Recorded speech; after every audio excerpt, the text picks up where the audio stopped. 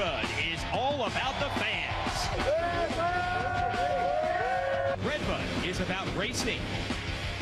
Last lap, Townley leading. Dungey, Reed right back there as well. And Townley goes down, and Reed is collected with him.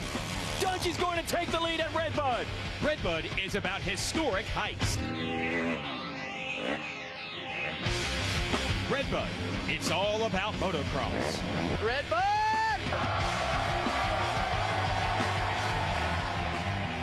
We've reached the halfway mark of the 2011 Lucas Oil AMA Pro Motocross Championship. The 40th anniversary tour rolls into the Rockstar Energy Drink Redbud National in Buchanan, Michigan.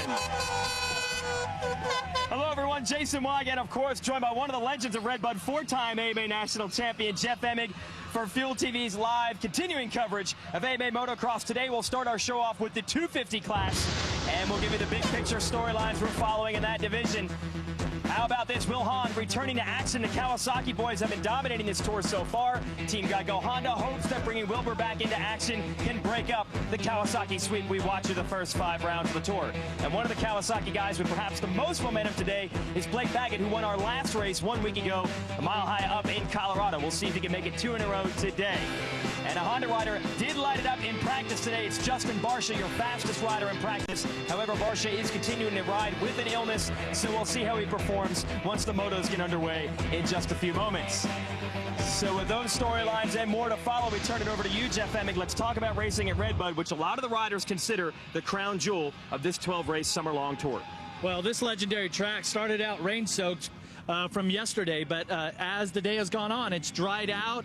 They really tilled up the track, so a lot of that moisture's starting to come out the top. Track's going to be epic today, but another thing that's going to be high, and that's going to be the temperature and the humidity. And it's only these Redbud fans, that's the motivation that helps you push through on a extremely hot, grueling day like today.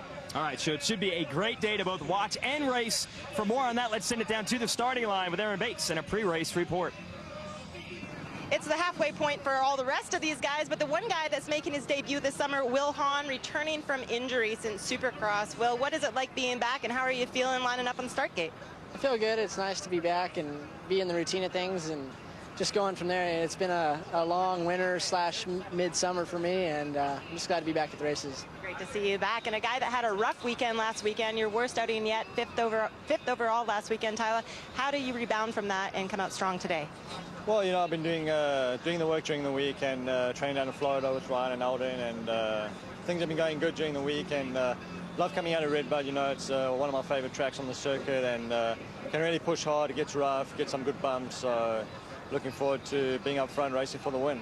The halfway point, Tyler Rattray is sitting second overall in the standings, and Ryan Sipes making your way back from an injury as well. You had 10th overall in practice today. How is this track faring for you? In practice, it was gnarly. It was just a mud hole, basically, but not a lot of lines, and it was nasty. It was tough to do, but I'm sure the track crew's got it in good shape, and looking to just get a good start and get out there and let it rip.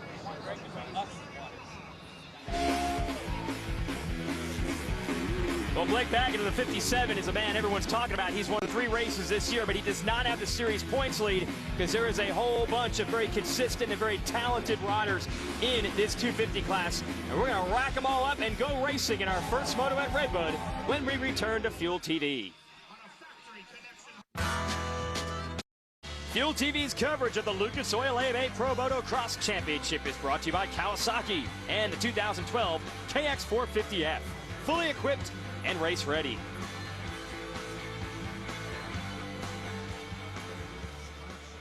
Welcome back. It is the Rockstar Energy Drink National at Redbud in Buchanan, Michigan. We'll give you the breakdown of how we will go racing today. 250 class will race first this afternoon, a little different than usual. But as usual, 2 motos with 40 riders in each, and in 30 minutes plus 2 laps is the duration. We'll combine those 2 races into 1 overall score at the end of the afternoon, and if we have a tie, the Moto 2 result is the tiebreaker. So that's the format. Here is the racetrack as we present to you our Kawasaki track map. Jeff, explain Redbud. Well, legendary start here coming around. Tim Ritchie just gets the tractors out and tills this thing up. He builds some huge jumps here, this Thor jump, this uphill double. Of course, we've got this a downhill. That's a real off-camber section down through there. Then you kind of come back to the other side of the track, and huge tabletop here through the Lucas Oil whoop section, up over the Rockstar Loracco's Leap at this point, and onto the finish line. And it took, our fastest lap time was by Justin Barcia, 2:19.4. So Barcia on the 17 will be one of the riders we're watching, but our one to watch for this moto is Will Hahn. Originally from Kansas, now lives in Texas. First race of the year after breaking his back and then his shoulder in separate crashes this year, Jeff. So let's talk about Will Hahn a little bit. He was really up to speed when we started the year off, up in January. Yep. Like you said, those 2 really bad crashes set him back. But I know what type of determination Will Hahn has and how hard he works. And he came out today, and I was pretty impressed. You know, qualifying effort in the first round was a little bit better than what he ended up 18th overall. But inside of the first practice, he was inside of the top 10 even. So we'll see if he can get his feet wet here, try to stay clean, give himself a good start, and notch a finish. And like I always say, when you're coming back from an injury, it's really important that you ride every lap of the race. You know, you can't have any more setbacks. You're already trying to dig yourself out of a hole to begin with. Now he is finally back, but that team, Geico Honda, has been beset by injuries. In fact, Eli Tomac, one of their top riders, went down in practice, is not on the gate right now. I'll have an update on him later. Let's go racing in Moto 1.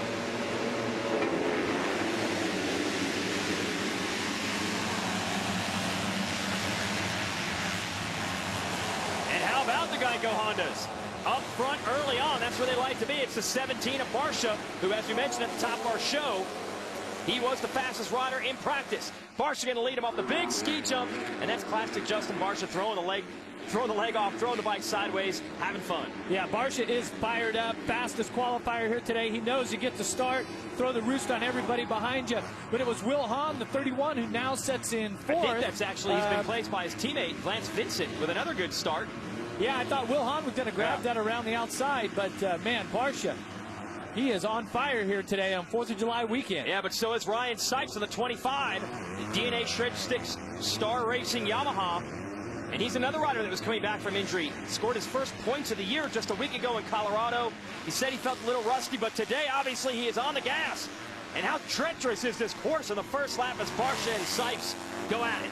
Well, and the track has been worked on. It's not exactly like it was at the end of practice, but you can see just how soft those off cameras are, and they fight for that one main rut because there's no other rut to go in. If you go wide on that off camera, you could drop all the way down to the flats and have to come back around. But you can really see just how soft the track is in certain spots. Right here, it's dry and hard. With some of those lower sections, while that moisture is, it's going to be really tough here until some lines get grooved in.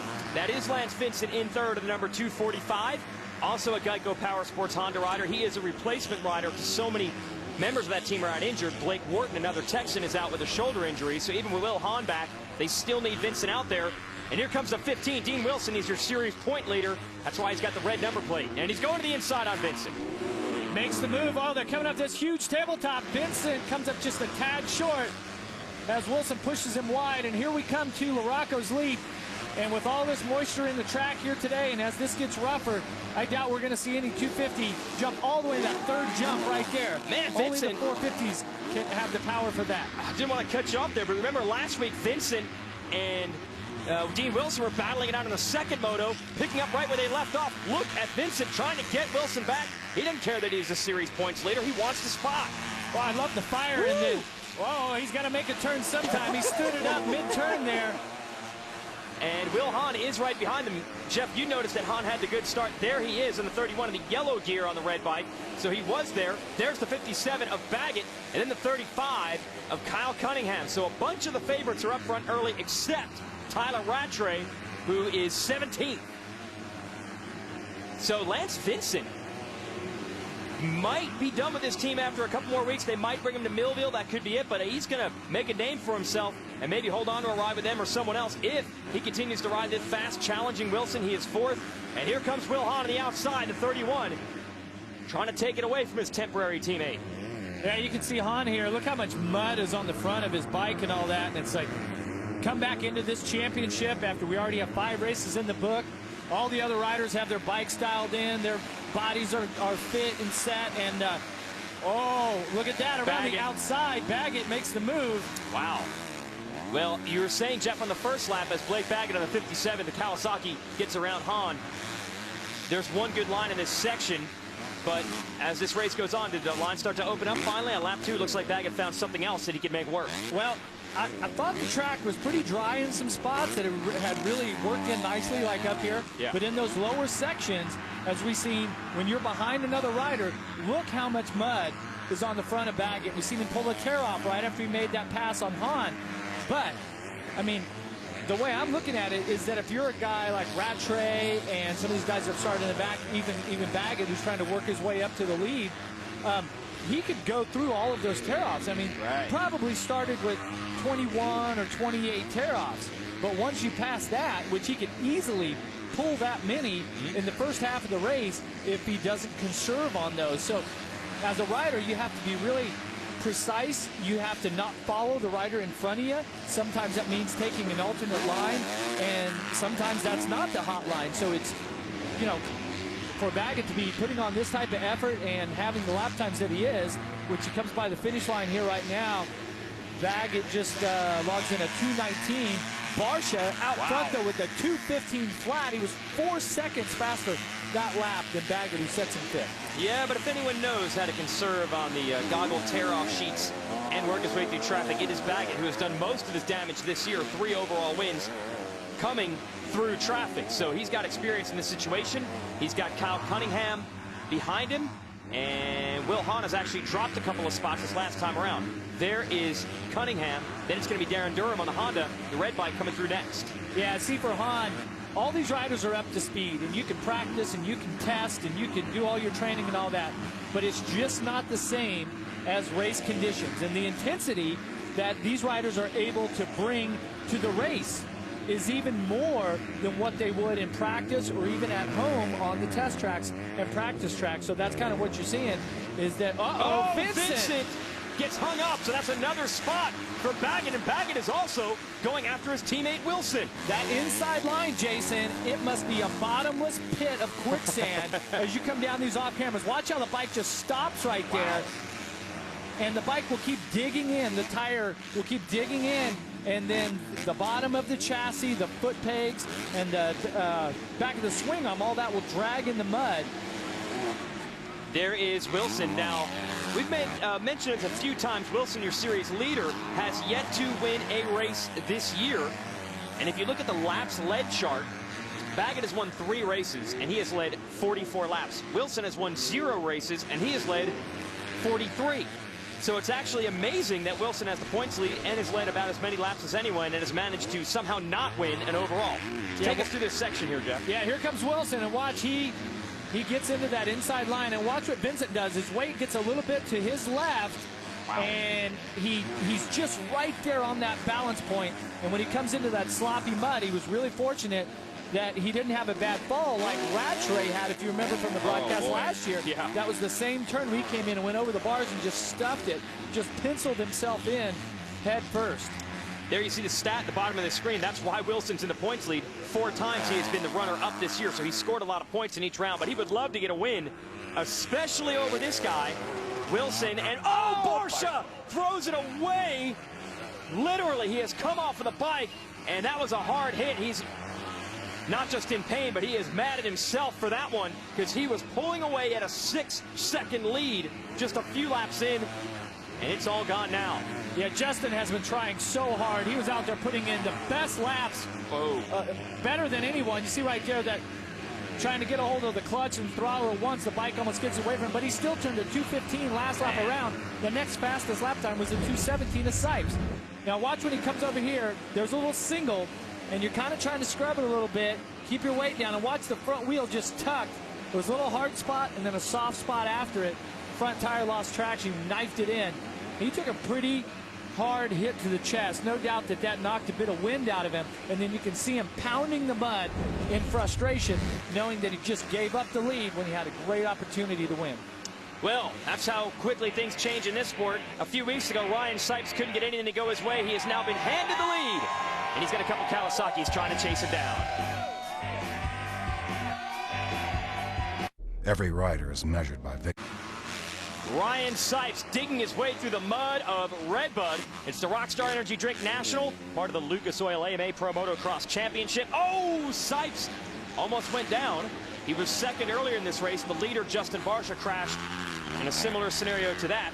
And that's what has put Villopoto up front. And it's a nice lead. He's got 5.9 seconds over Dean Wilson and Blake Baggett. Here they come. Yeah, but he's going to have to pick it up because last lap around, Wilson and Baggett were at 2:17s. And Villopoto, who was a 2:17 earlier, had a 2:20 last lap around. So hopefully for the Yamaha boys, he picked it up. But no doubt that Ryan Villopoto growing up not far from here in Kentucky. Yeah. You know, he's ridden in these type of conditions where it's pretty wet and sloppy and muddy. Baggett trying an outside line to get around his teammate Wilson. And these two used to battle quite a bit when they were growing up through the amateur ranks. Now they're teammates. I think things have cooled off a bit. I don't know if they're the best buds, but they get along well enough considering that they're battling like this week in and week out. Here it is again. Baggett going after Wilson for the number 2 spot. Well, and if you're Wilson, you hear your teammate back there. You feel him. You sense when he's next to you. You know, these bikes, the sound that they have, I mean, it's got to feel like he's riding up on his back fender. And you can see Baggett is not afraid to just stay right in the roost and just pepper him with intensity right now. Headed toward that big ski jump. This is the area where Barcia fell a lap ago. They're going to jump off, jump back down. Here's that section where Barcia crashed. They both managed to keep it on 2 wheels. And for the moment, Baggett's not looking for a way around Wilson, although I think that's going to change real quick. Oh, Matt Lemoyne, one of our top privateers out here. Tough luck for the kid from Texas, has crashed out of this moto apparently.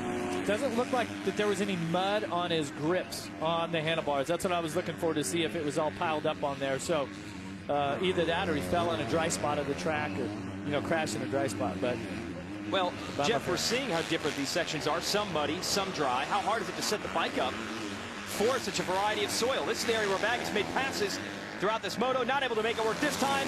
Now he's going to try another new line here on the outside again, and this time he gets to the inside. Wilson not going to make it easy. They run into each other. Yeah, Dean Wilson was committed to staying in it, forcing Baggett into the inside there. Wilson just really muscling his way from the outside. Uh-oh, now Baggett back up the inside. All of a sudden again, Baggett has really drawn some tight lines.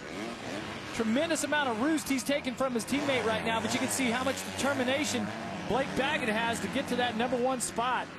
Both throwing the bike sideways. Now they're on to the next side of the course, trying to catch this guy. Ryan Villopoto, your leader. Here's a sand whoops, and you can see as they push each other, they are closing on Villopoto. It was about a 7-second gap. Now it's 5.5. And they switched lines. Last time around, Wilson was on the inside, Baggett on the outside. Now it's the other way around. Yeah, you seen Baggett there looking down at the right side of his bike, like his right foot peg area. No doubt that when he stuffed it in there, quite a bit of mud and rock and dirt and everything got stuffed around by the rear brake area. Seems to be fine, though, now. Sure does, as he puts more pressure on Wilson. And they're getting around. That's Malcolm Stewart, who has gone a lap down after a crash. And now Villopoto is in the picture. So Wilson has an opportunity to not just hold off his teammate, but go after the lead. Yeah, last lap around, Ryan Villopoto went up to a 2:22. Wow. So he wanted the pressure and the inexperience that leading out front like that has caused him to get a little bit nervous, maybe not hit his lines right, maybe it's some lap riders. He got into Stewart, some of those guys that were down.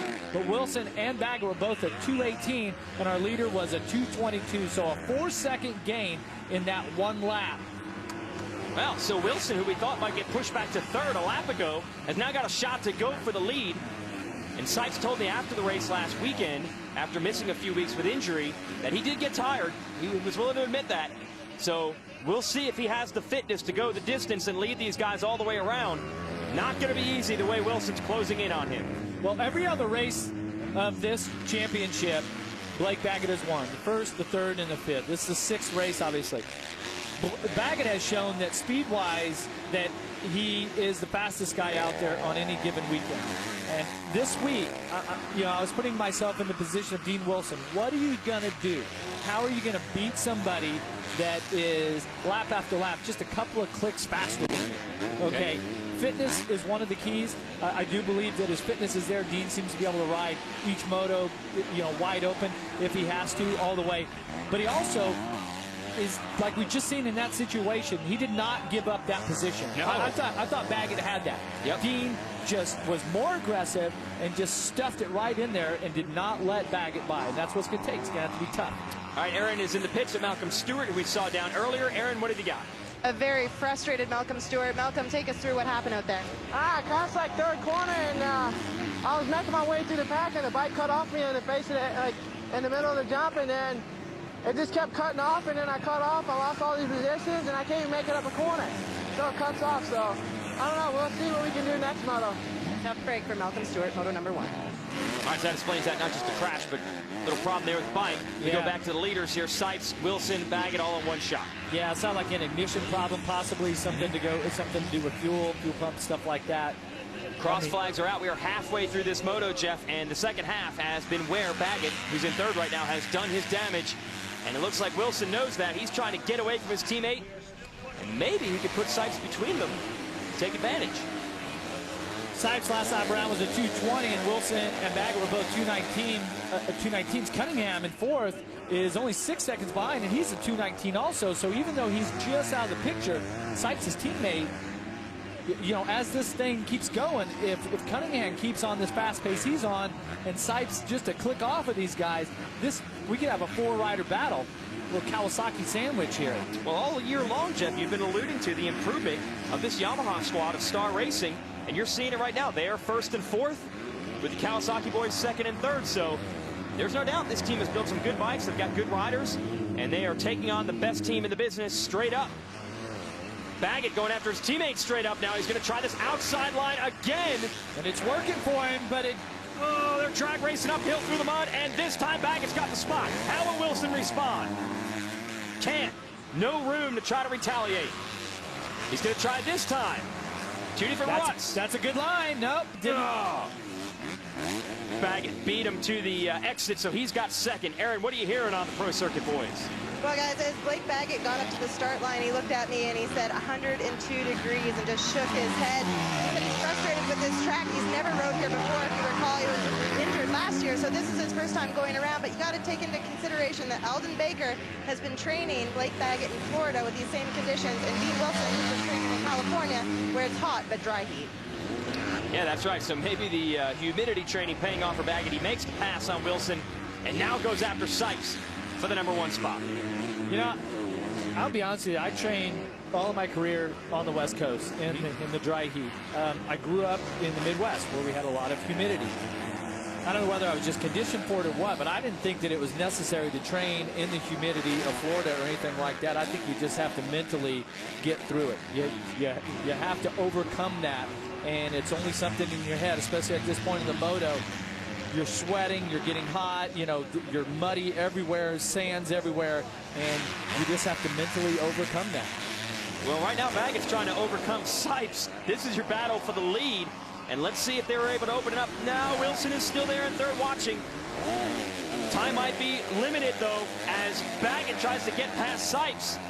He might be able to run away. That's what he has done in a bunch of races this year. If he gets in the second half, he's been hard to track back down, but look at Sipes fighting him with everything he's got for the lead. And Sipes, what composure he has right now. His technique is not broken down. You haven't seen any sense of urgency or any pressure. He's just really nailing his marks, and you can really tell by where his head and shoulders are on the bike.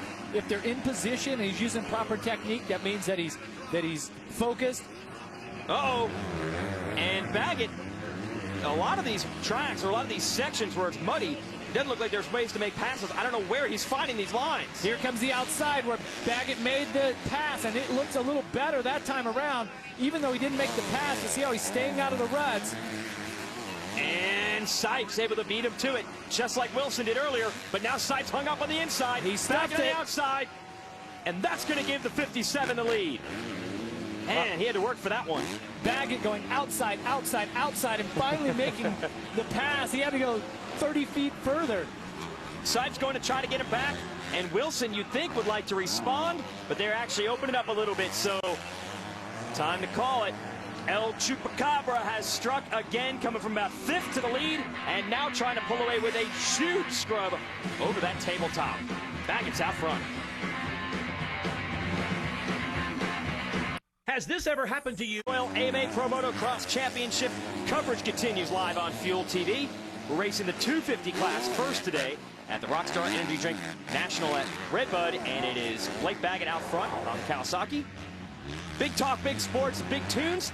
Daily Habit is the wildest late night party on television, weeknights at 11 Eastern and Pacific. And we're excited about this. Don't miss a very special edition of the Daily Habit right after the race. Jeff Emig, you make an appearance in the Daily Habit. This is good. We've got a special program coming up just right after this, and you're going to see the best of the best clips from the Daily Habit. There's some great stuff on there that'll knock you out. So when they want to show the best of the best, they bring Jeff Emig in? Is that what they do? They only roll out the red carpet treatment for you? Hit the nail on the head right there. Well, you're a legend and a hero at this track. You're just honored in all directions. How about this? Ryan Villopoto, who was second, is now under pressure from the third place rider, Dean Wilson. But remember, these two were pretty close to Blake Baggett not that long ago, but Baggett laying down some fast lap times. Once he got the lead, he laid down a 2:16, but these riders are doing 2:19s. So right now it is a battle for the number 2 spot as Baggett gets away, but Wilson's definitely working Sipes hard. Wilson on the 15, Sipes on the 25. Yeah, Wilson lost contact there as Baggett caught Sipes, moved into the lead, and now you see Wilson kind of getting it back together right now, but it's got to be frustrating for the 15 here. Dean Wilson, your points leader, and I mean, he's got 20 points over Baggett. But if you keep giving up 3 and 5 points on moto, which 3 is the difference between first and second, 5 between first and third where he's at right now, only take a few motos, and all of a sudden your points lead's gone. Now the other rider that's in that equation is one of their other teammates, Tyler Rattray. He had a bad start, but he's up to 5th. He's turning some 221s right now, but he's strong all the way through the motos, and he's about 15 seconds behind 4th right now. And this group here, about another 10 seconds in front of that. Battling through these sand whoops here. That section of sand is actually modeled after our next race on the tour in Millville, Minnesota at Spring Creek. It has an infamous section of those sandy rollers, so they kind of imported a little model of that. It's not nearly as treacherous, but then again, what other track has this? And the big Larocco's Leap. Yeah, see, this is Larocco's Leap. But back to those sand whoops here. Those sand whoops at Millville, the difference is that those are actually in a creek, next to the creek, and if you go wide right there, if you get squirrely, you actually end up in Spring Creek. Here, you just, end up off the track in a nice grassy field. When you're racing in July, sometimes you want to go into the creek. We've seen riders jump in there after the motos, especially when the heat is on like this. Wilson all over Sipes to try to get the second spot, and Justin Barcia is down again. It is a rash of crashes for him the last few weeks, and it is a frustration. It's just painted all over him. He is frustrated probably more than he is injured. Yeah, 2 motos in a row. If you remember from Colorado last week, the second moto, he had a good start and then a couple of crashes. Yeah. Ended up finishing, I think, back around 10th, 9th or 10th. So definitely not what Barcia's looking for, but applaud him for his effort. But, man, sometimes it seems when things just aren't going your way, it just seems like no matter how hard you try, no matter how hard you train and all that stuff, things just happen bad. And on the flip side of that is when it's your time, it just seems like that you can do no wrong. That's where Blake Baggett falls. Instead of falling to the right into you, he falls to the left. Those type of things. I was going to say that seems to be what's happening for Blake Baggett here as he has gotten away from these two. Sipes definitely proving stubborn in this battle for the number 2 spot, though. And really, this is where we expected Sipes to be all season. But after hurting his wrist at round 1, he's back at round 2, knocking himself out at round 3. Pretty solid comeback. Yeah, and he's still running 220s. He really only had that one. We got the red cross flag. That means a rider is down here after, that could have been where Barcia was down. Looked like Barcia's bike, yeah. Uh-oh. Oh, mistake by Sipes. Wilson trying to take advantage. These are the sand whoops we talked about. Wilson gets through quicker. Sipes going to try to pay him back. Can't make it happen. So Dean Wilson up into second place. And to think he was in second, about 20 minutes ago. But he's had to fight after losing a spot to his teammate Baggett.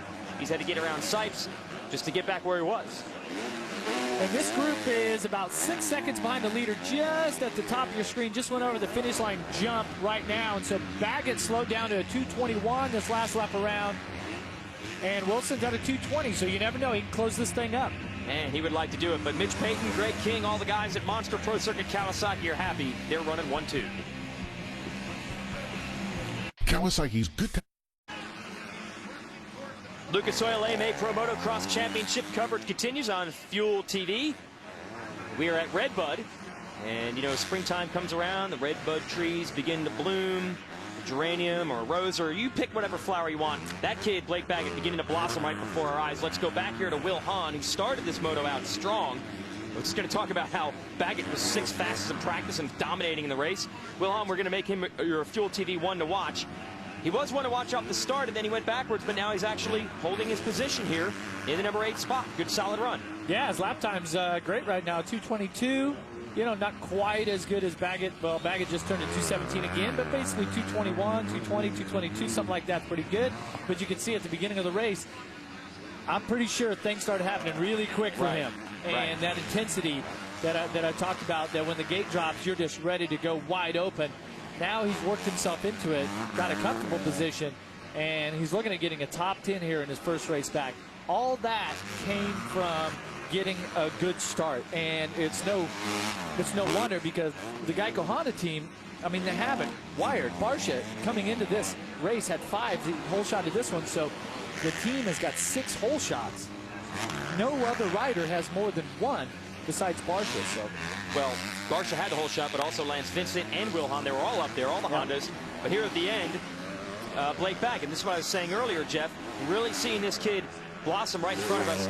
Yes, he's been fast, you know, as an amateur and even last year, but I don't know if people expected this kind of a tour de force. 3 overall wins already, 5 moto wins, and now headed apparently to another, and doing it again in impressive fashion, riding through the competition.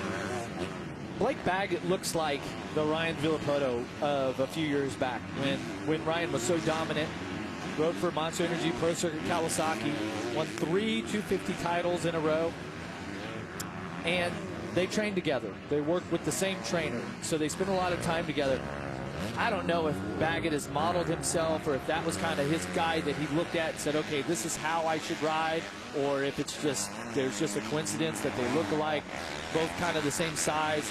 But there's the way that they attack the track and the speed that they have, and the way, you know, their technique and stuff is very similar. And it's also the fact that they're out front dominating. And strong resemblance there. Same team also that Villopoto came through. Yeah, ride together, train together, and it goes way back. In fact, Villopoto, who we'll see coming up in the 450 class in a moment, is originally from Washington State. So when he needed a place to be able to ride during the winter, as a kid, he would go down to the Baggett's house in Southern California. So there's a long plan that is beginning to come to fruition for both of these guys. And what can you say? No one, again, is able to match the speed of Baggett. When he decides to turn it on, we have not seen anyone able to answer back. Now, a couple of times he's turned it on and crashed himself out of contention. But you were talking earlier, it's kind of difficult to beat a guy when you know you're a few clicks off. What are these guys going to do? Do they got to rough him up? Do they just got to concentrate on their own deal? What do you do when you know a guy's got this kind of speed when he's on? Yeah, it's, you really have to. I mean, Dean Wilson put up a pretty good fight. I thought he was going to be able to hold it there, but Baggett's just so clean through his turns. He carries so much momentum, and it's just hard to stop a guy who's like that. I mean, he came from outside of the top 5. And he's got himself another moto win for Blake Baggett. And no answer this time. A good solid run still, though, for Wilson, who will maintain the series point lead with a 2nd. He has been the most consistent rider thus far this year, and that's why he's got the red plate, so nothing to be ashamed of for the Scotsman. 3rd's going to go to Ryan Sipes, back on the podium. What a return to glory after several rough weeks. 0 points scored through the first 4 rounds of the year for Sipes, and now in his 2nd race, back from injury, he is up on the box. So Sipes is back where we expected him to be all along. And here's Will Hahn one more time, our Fuel TV's 1 to watch. And a solid performance in 8th on the last lap. Jeff, he said the key is to get all the laps in, don't crash out, And that's exactly what he's doing, putting in the laps. Yeah, it looks fantastic. I mean, that's how you build the foundation for success, is you start to say, okay, this is where I'm at. Now what do I do next moto or next race? How do I keep getting better without having those huge setbacks? This is a good ride for Will. Awesome. He's got to be happy with that. Yeah, inside the top 10. And those were two catastrophic injuries he dealt with, a broken back and broken shoulder. So good to see these guys resting up, healing up, and getting back in action. We'll talk to them on the podium when we return. Crickets are calling horror. Huge crowd on hand here. Independence Day weekend. That's how we do it in the motocross world. It's the Lucas Oil AMA Pro Motocross Championship. Rockstar Energy Drink Red Bud National. Right here in Michiana, right on the Michigan-Indiana state line in Red Bud. And great race just completed, our 250 Moto 1. We'll give you the recap. Justin Barcia was checking out early. Then makes this critical mistake, pounds the mud and the sand, knocked the wind out of himself a bit, but watch him pound the sand right there in frustration. He knows gave up a great opportunity to win a moto. So that leaves Ryan Sipes the #1 spot. Here comes Blake Baggett. He got around his teammate Dean Wilson. Then he gets around Sipes to take the lead. And we've seen this story before. Once Baggett gets the lead, he's hard to stop. Battle for second is on. Wilson takes advantage of a mistake by Sipes to put his Kawasaki into the runner-up spot. Yeah, Wilson makes the move here, but nobody could match Blake Baggett, who once again wins another Moto 6 of the season. Chupacabra strikes again. He's down on the podium with Aaron Bates. Aaron? He strikes again, indeed. 6th moto win of the season. Blake, when you lined up on that start gate, you were kind of unsure of what to expect from that first moto. Obviously, you're impressed with that outcome. What did you change up mentally in order for that to happen? You know, I just try to be mental tough as I can. I was every other before this one, and just going to try to do the same thing the next moto. You know, my practice wasn't that good. It's super soft out there, and it is what it is, but I got to give it up to my team, Monster Energy, Pro Circuit, Kawasaki, Ford, Parts Unlimited, Traxxas, Vans, Volcom, everybody, Scott, that's helped me out. Let's go get him this next moto. Congratulations on a victorious first moto. I think the nickname is starting to catch on. There's some signs out there in the crowd earlier, and we've even got a T-shirt has been made now celebrating the Chupacabra thing. What does it mean? Is that the creature? That's there? Chupacabra. It's a creature that attacks through the night when you're tired, and that's exactly what Blake Baggett has done in the first moto. We'll be right back. For the past 10 years. Welcome back to Red Bud 250 Moto 1 in the books. Dean Wilson taking 2nd place. Dean, we saw you make the pass through a section we didn't think could happen through that sand section on Ryan Sipes. How difficult is it for line choice on a track like this? Oh, it's really difficult. I mean, the ruts are insane. They're just massive, and you know, that struggled in the off camber a little bit. It's just so deep and long, and I actually tipped over like 3rd lap, but I was up quickly, but yeah, the sand roads, I feel like that's my best section with my longer legs, and yeah, I just need to get a good start the next one, and you know, fight for first place this time instead of kind of just letting it go. I'm really gonna push for that one this next one. Good job, well done.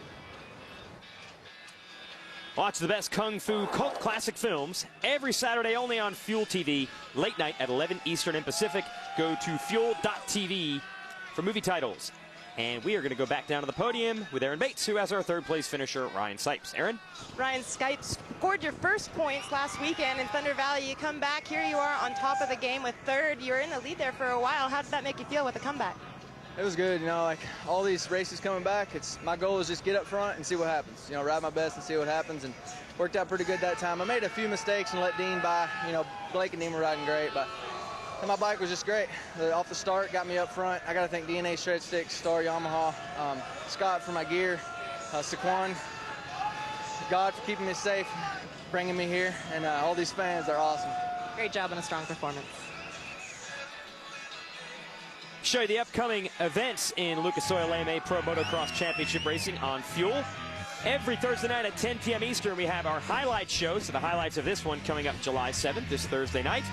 We'll have a weekend off, and then we're going to Spring Creek in Millville, Minnesota. You'll see the full section of sand whoops at that famous track. That'll be live at 2 p.m. Eastern time on Saturday, July 16th. Highlight show that Thursday night at 10, and then we're going to Washougal in Washington, and that'll be live at 4 p.m. Eastern time because we're back into the West Coast time zone on July 23rd. So those are your upcoming events on Fuel TV. We'll make it as simple as this. Every first moto of the 450 and 250 class airs live on Fuel TV all season long. So that's what's coming up. Next, we're going to take a little look at the past. One of Michigan's favorite motocross stars, Jeff Stanton, one of the all-time great rides in American motocross history. And we'll take you back down memory lane when we return to Fuel TV's coverage of AMA Motocross.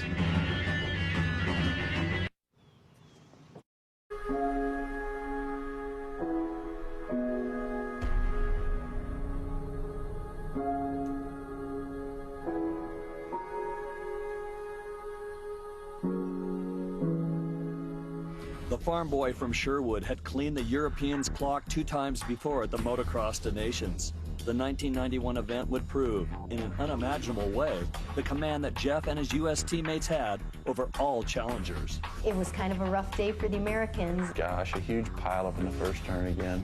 So we gather up, start picking guys off. We finally do the tally and go, oh my God, he has to win this thing. Just thinking, I'm losing it for the U.S. It's the first time we're going to lose in I don't know how many years. I went down to this racetrack and I'm like going crazy. I see my buddy Bevo over there going, come on, let's go. I could see the enthusiasm level from Bevo and Dan get higher and higher every lap. With 3 laps to go, he finally gets into second place. Unfortunately, the guy in first place is about 30 seconds in front of him. He's jumping up and down like he's a cheerleader. If you'd had a skirt on, he would have been a scary sight. You gotta pass him. It was unbelievable. He knocked 10 seconds a lap off the leader, catches him and passes him. We looked at each other like, how did he do that? Just was drenched with sand and just a dirt ball. We won by 1 point.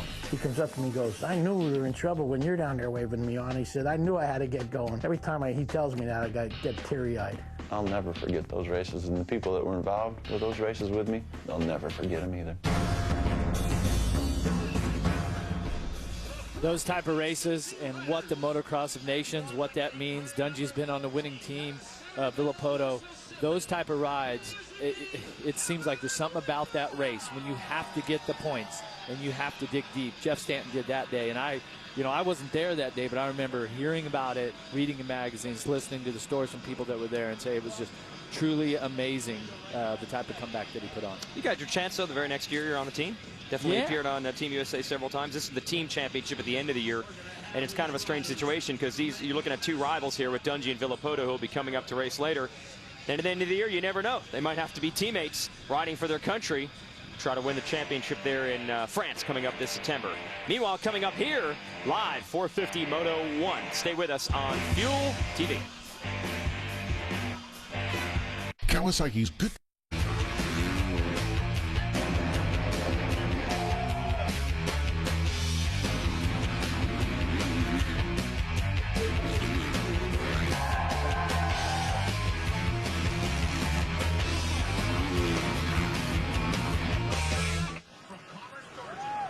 What a way to celebrate America's birthday, Independence Day weekend.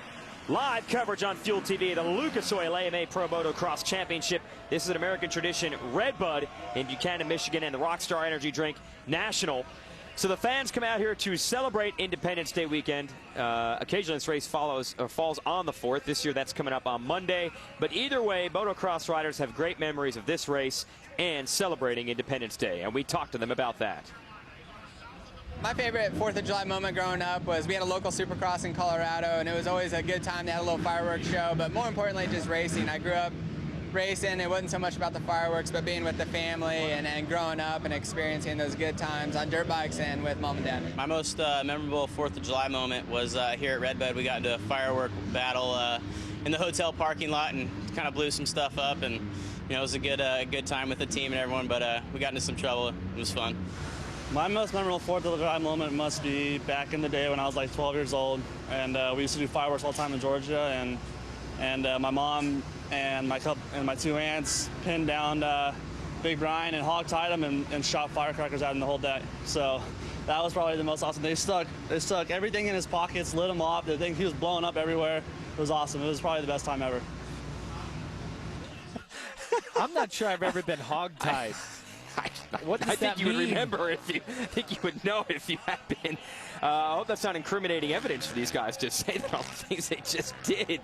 Throw a big pack of firecrackers at you, and yeah, this that sounds like a good time. I don't know how they do it down in Georgia, but that's what I call fun. Wow. We'll give you the big picture storylines. We're going to move to other topics as we move to our 450 class. And here it is. Ryan Dungey finally gets his first win of the series. It was last week in Colorado, so now we wonder, is the Ryan Dungey of 2010, who won a whole bunch of races in a row, here in 2011?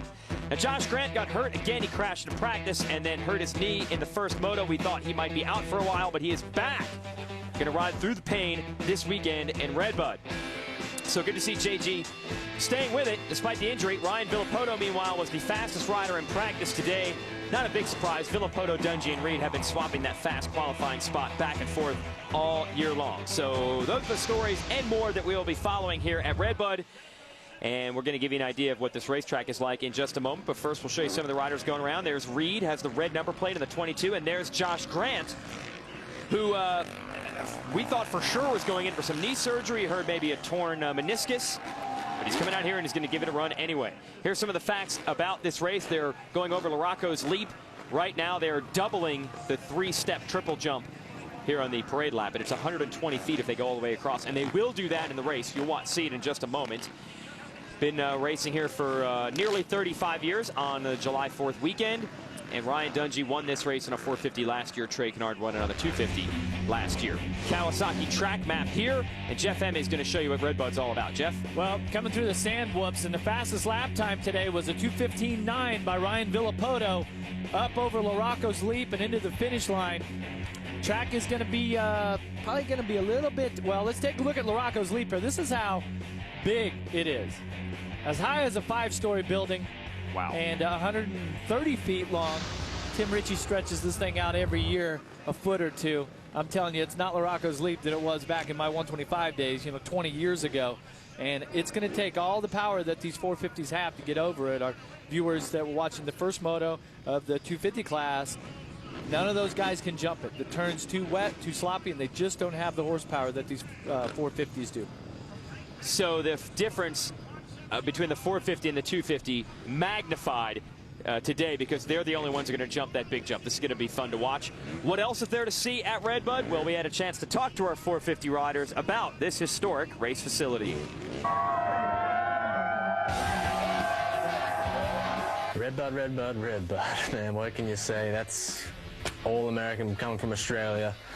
That's the old American race of races. Yeah, Redbud. Everybody loves Redbud. I don't think I've ever heard anybody say anything bad about that track, and I definitely agree. That's definitely one of my favorite tracks. You got the good dirt, you got elevation, you got off cambers. I mean, you got sand, loam. I mean, you name it. It's an awesome track, awesome dirt. The Larocco's Leap is amazing. Larocco's Leap is scary. Maybe I'm just getting old, but it's huge, and especially the first time you jump it, because if you come up a little short, it's not going to be good. It's definitely pretty crazy. The fans are crazy, and Larocco's Leap is definitely a big jump, so I'm looking forward to hitting that this year. For me, it's especially special because so many people from Michigan come out and cheer me on because I'm from there. It's cool. It's always 4th of July weekend. The crowd's huge. The crowd is pumped up. You hear everyone just screaming Redbud left and right. But more than anything, I think just that weekend, it just has a different atmosphere than any other race has. So the question is, Jeff, when you get all these feelings, all these fans cheering, all this national pride, you always seem to turn your season around when we got to this race. Is there something special when you come to Redbud, at least for certain riders? There was for me, and a lot of it has to do with all these great fans here, But one thing that was interesting as we were talking about the track map and Larocco's Leap, a good 450 or good 250's got about 45 horsepower, and a good 450's got about 60 horsepower. So I'm wondering if the 350 KTM did any short rides. Right. I mean, would you think that it's got to be somewhere in the middle, 53, 55 horsepower, if that's enough to make Larocco's Leap? Find out soon. Let's send it down to Aaron Bates for the report. Aaron? It's no secret that Ryan Dungey's contract is up at the end of the season and he's going to be a free agent. It's also no secret that KTM's team manager, Roger DeCoster, has been trying to recruit Ryan Dungey, considering he's one of the top 450 athletes in their long history of championships together.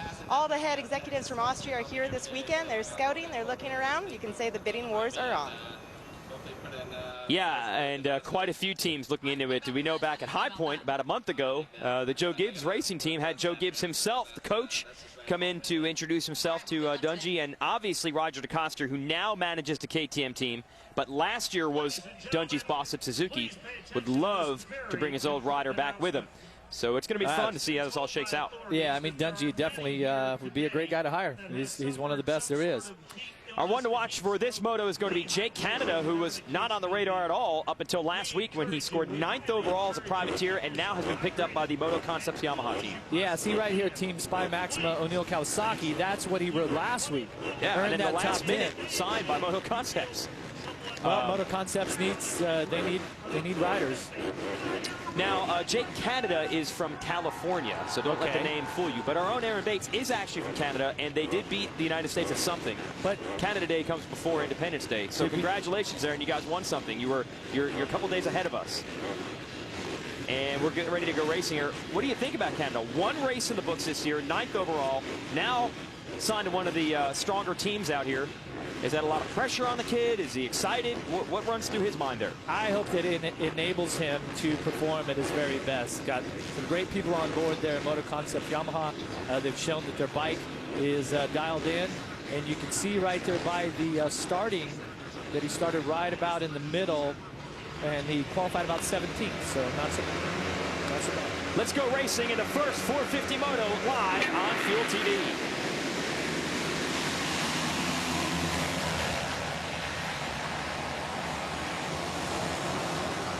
One of the Kawasaki's out front, and it's not Villopoto, it's Jake Weimer on the 32, who has been begging for a good start this year.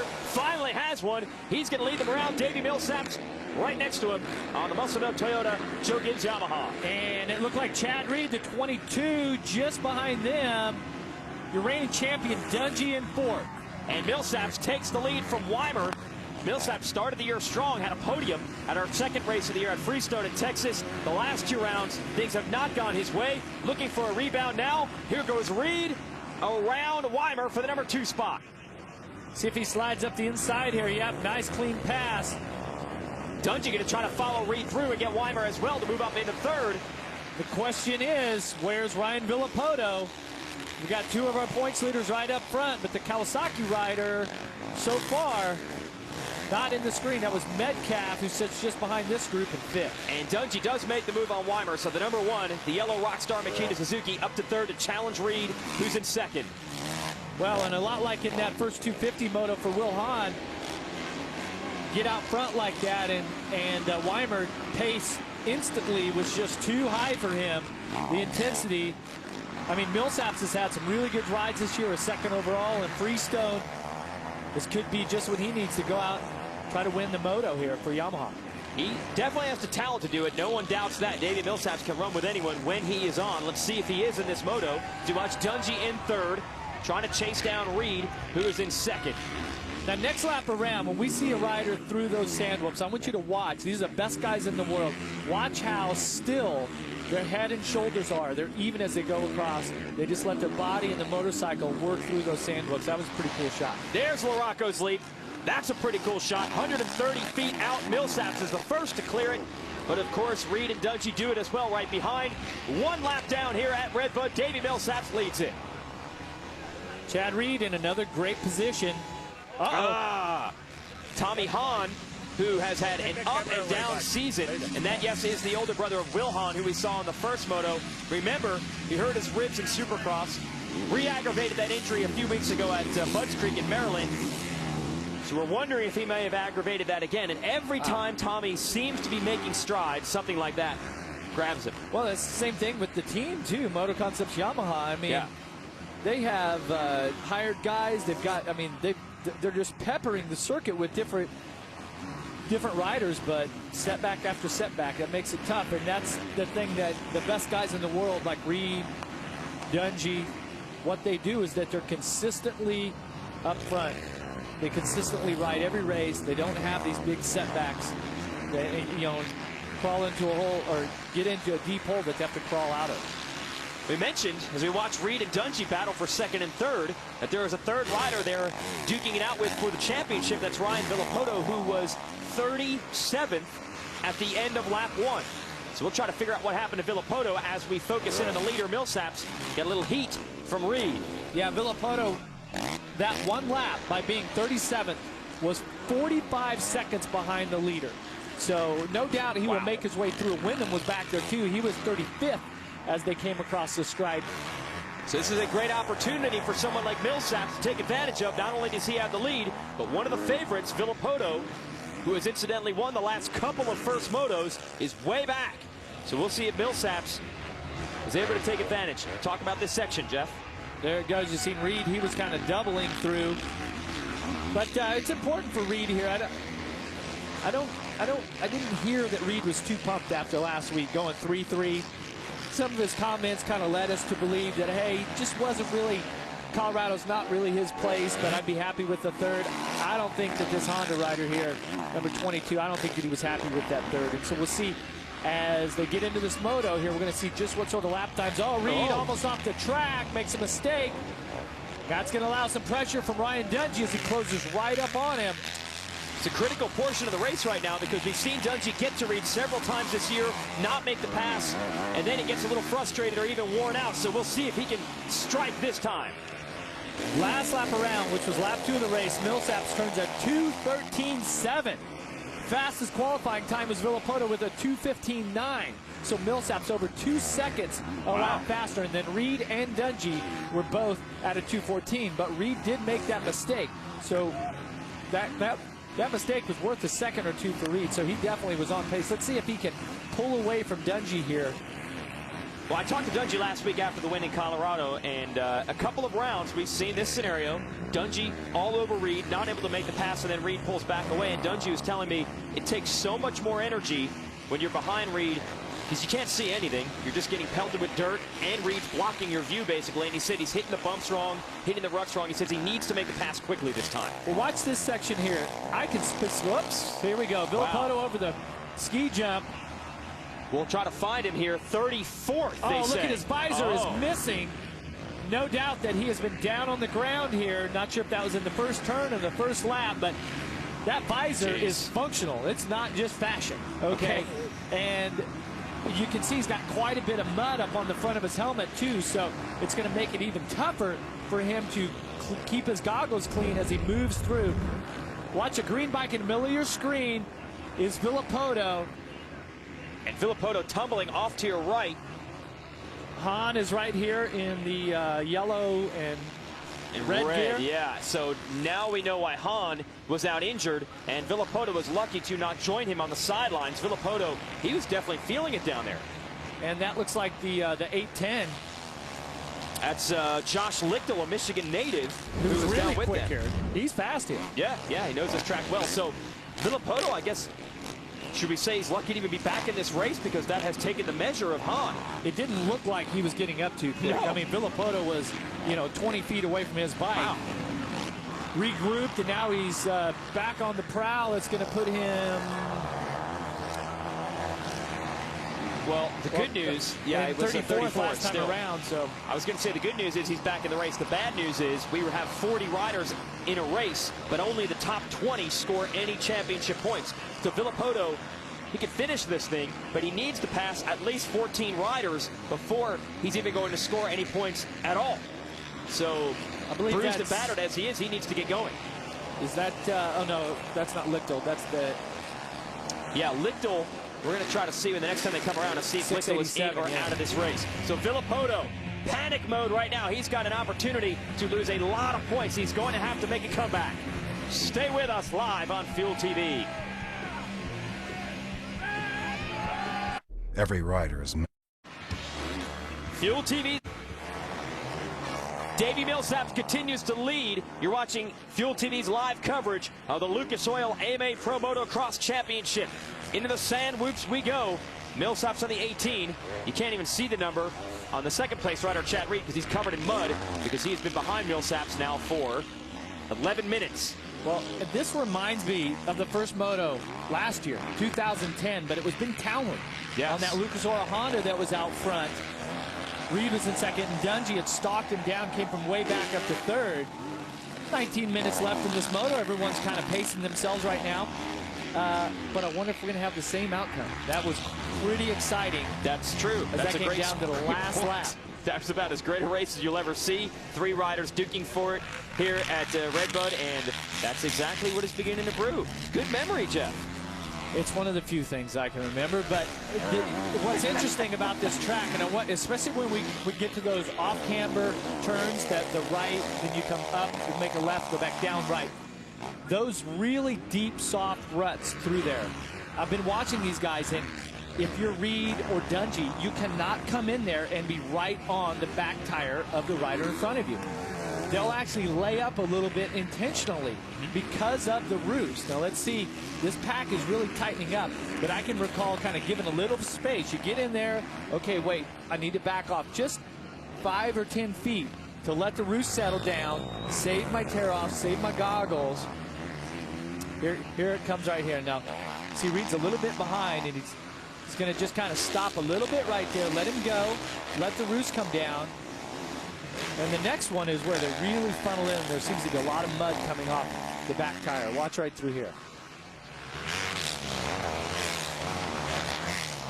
So you're saying they'll measure the distance basically to not get too close, let that roost hit the ground, and then get on the gas. And now at this point, okay, now you get back after it. See, Reed was pretty close going into those sections, and whether it was the roost like I was talking about, or he just didn't get through there as quick as he needed to, he's a few bike lengths further back than what he was, but Dungey, he's staying right in it.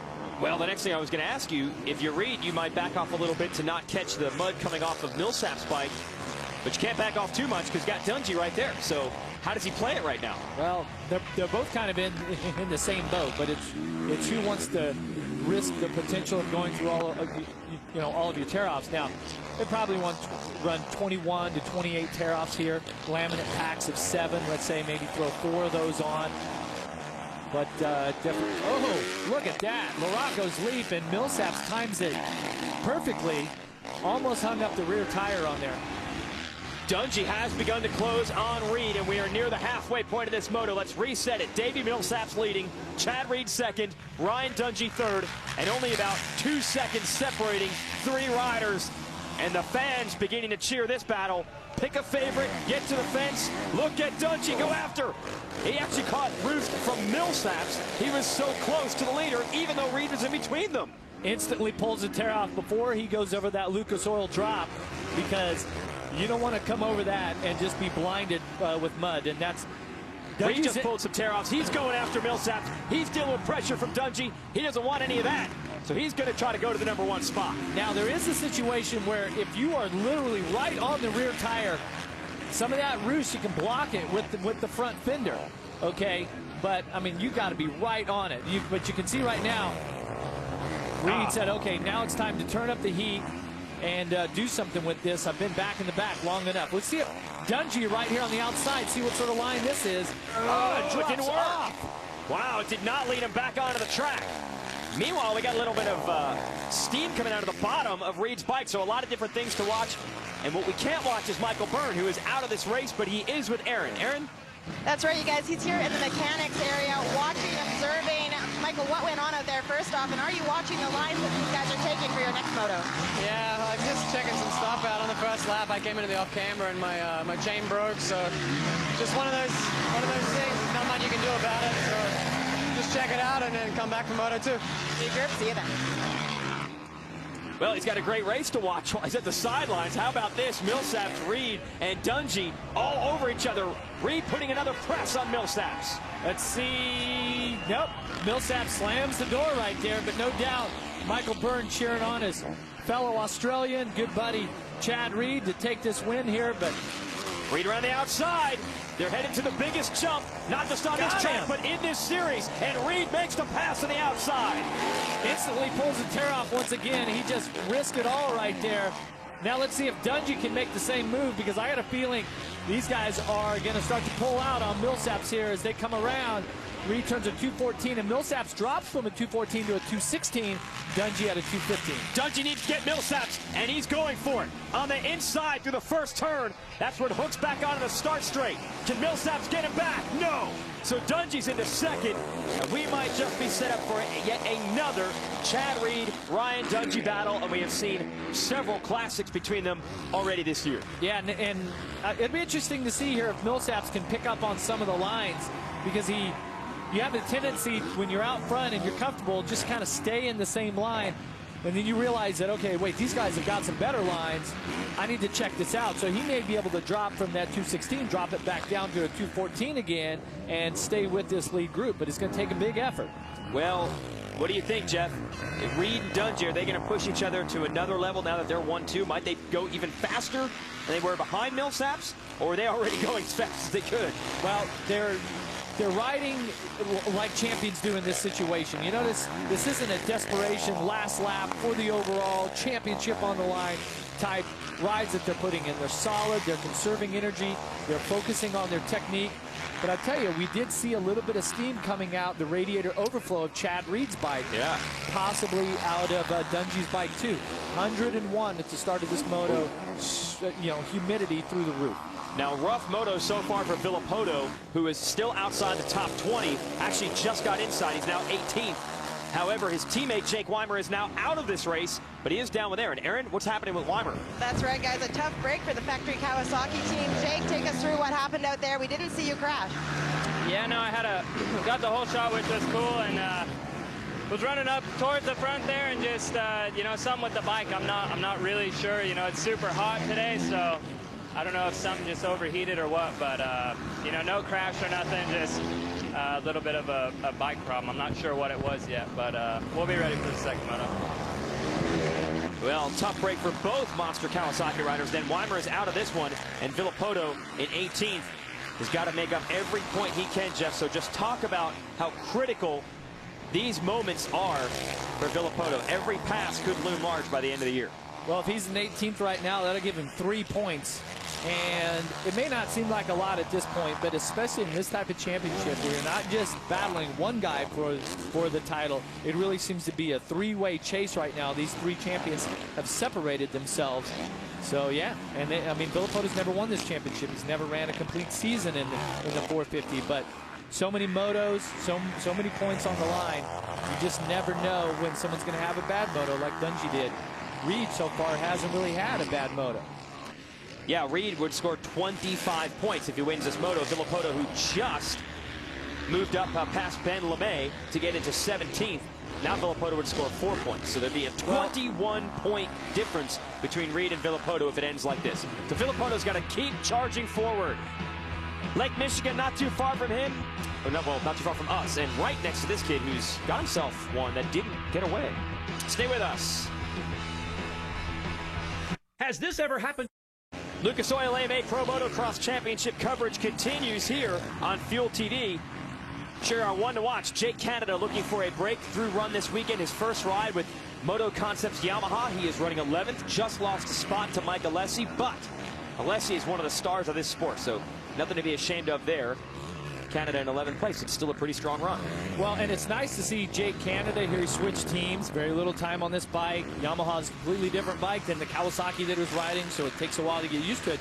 But that he's consistently right there at that spot, about 10 or 11, so it shows that last week's ride, even though we don't have 24 motos under our belt to really get a true average, but so far so good. It's kind of about the speed that he's at, and that's great considering he's been a privateer. Now, as for Alessi, who's there in 10th on the orange KTM at number 800, he has had all sorts of bad memories from this track at Redbud, and I don't think he came here just to get a top 10, so he's probably not too pumped the way things have gone down in this one. And Canada, there you see in the Yamaha, remember they had Christophe Pourcel, the Frenchman, early this year. Pourcel raced 2 races for the team and didn't show up for round 3, so they let him go. He's now signed a deal to go back to his native Europe and race Kawasaki's there.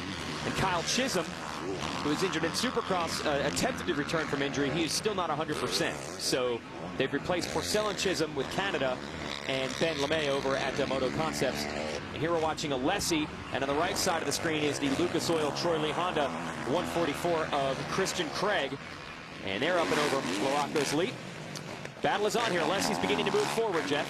I tell you, Larocco's lead, these bikes quite a bit faster than the bike that I was riding, you know, not that long ago. You have to hit Larocco's lead basically wide open. But these guys, you know, they're just clearing it just perfectly every lap. And in competition, Larocco's lead can be, you know, I think pretty tough. It's pretty sketchy. Yeah, they're jumping it together. There you see how short the gap is. It's less than a second between Craig. And the thing about Craig, he's gotten the headlines because he's got a few hole shots this year and led these races early. Oop, little mistake, and he's held off riders like Reed, Dungey, and Villopoto for a few laps. But also, when he hasn't gotten the good starts, he has logged consistent top 10 rides like this. Although here comes Alessi down to the inside.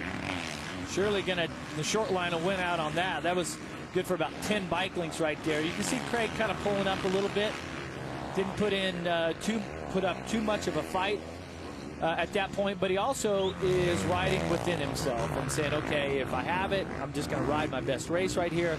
I'm not going to try to hang on to a position and go into the red zone, you know, take my heart rate, my breathing, and just, you know, explode it, and then consequently not finish the race by, you know, possibly crashing, something like that. So I like what Craig has been doing. He's starting to get his average up, being inside the top 10, and that's going to breed confidence for him. This guy's trying to bring his average up. Haven't seen much of Brent Metcalfe this year. It's been a good but not great early season, but definitely a good run for him here in 4th place. I don't know if he's going to have time to track down Millsaps. He's about 10 seconds behind him, but another veteran out of Australia is holding it down.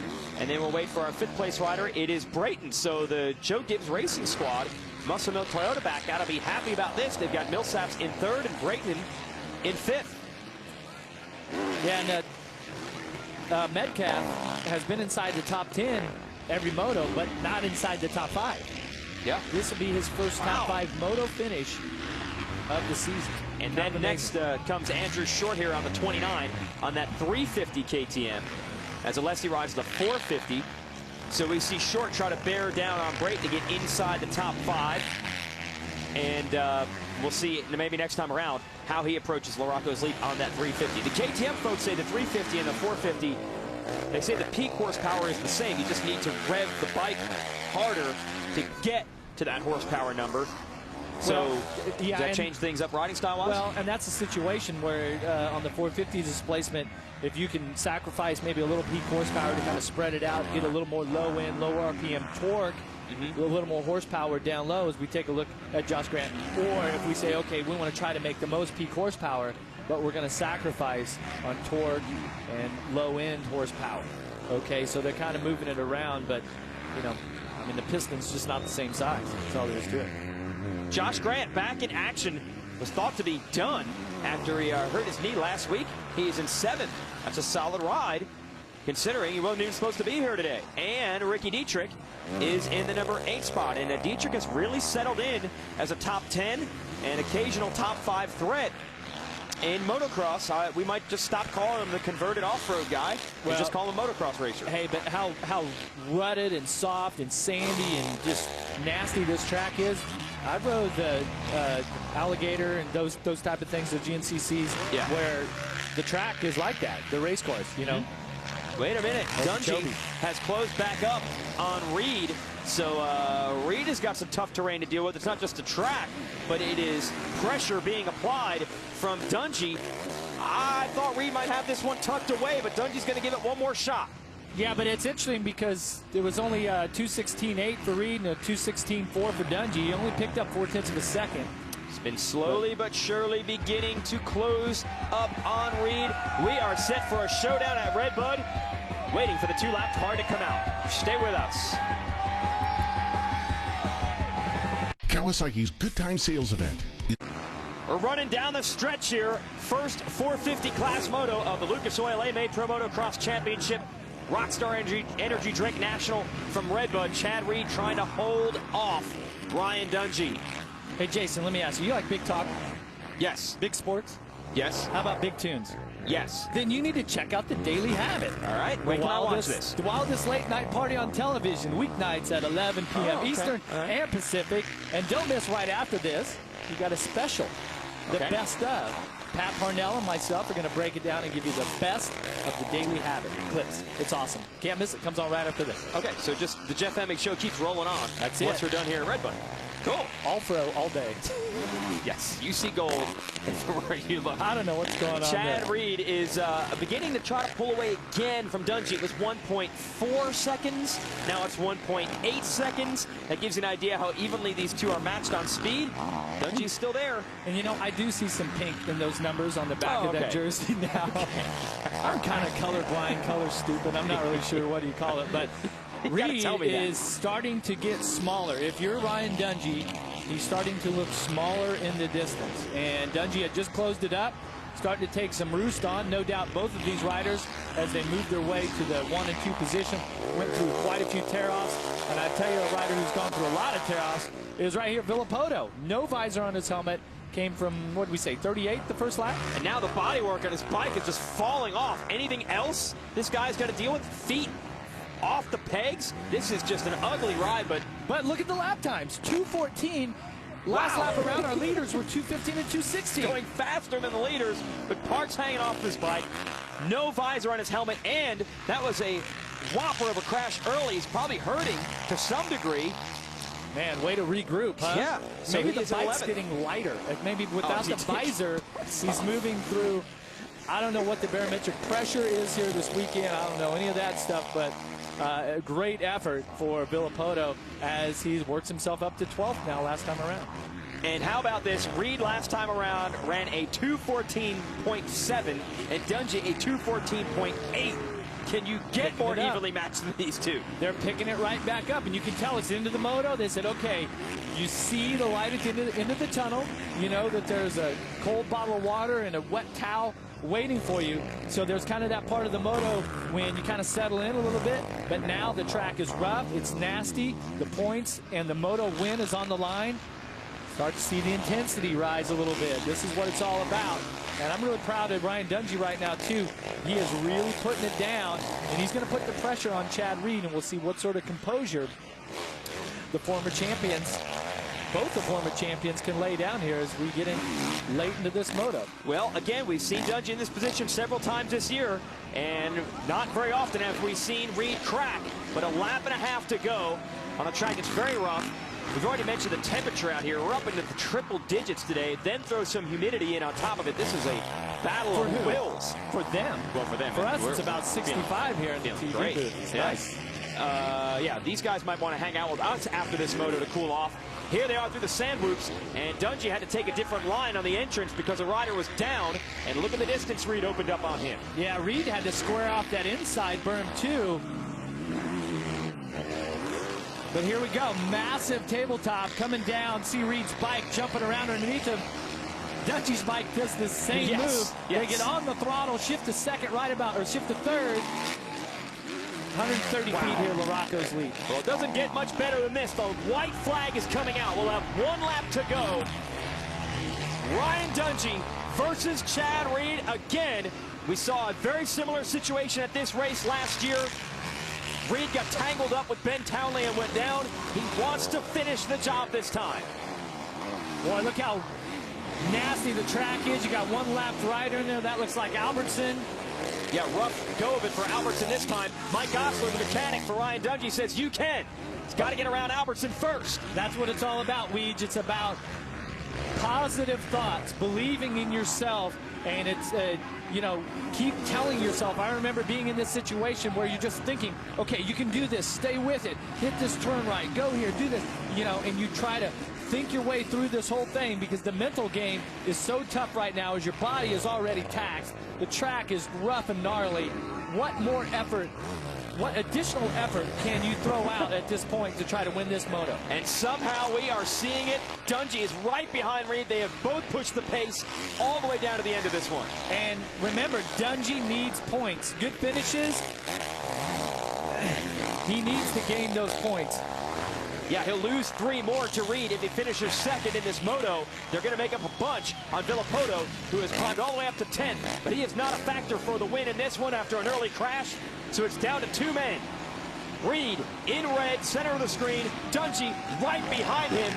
Does Dungey have a spot picked out? He's definitely close enough if he does. Reed's got some lapped riders in front of him. There's a couple of sections here where it starts to funnel down. Dungey is right there, Jeff, and Reed takes a look over his shoulder through the sand loops. Only about 4 Dungey's turns got left. a good drive right here. You see Chad Reed working the Honda, Dungey working the Suzuki to the outside. This is a lot of momentum. Dungey around the outside. Can he get the lead? Wheel to wheel. They scrub together. Dungey's on the inside, and Reed chops him off. Now headed to Larocco's lead. Will they negotiate it side by side like they did that table? No.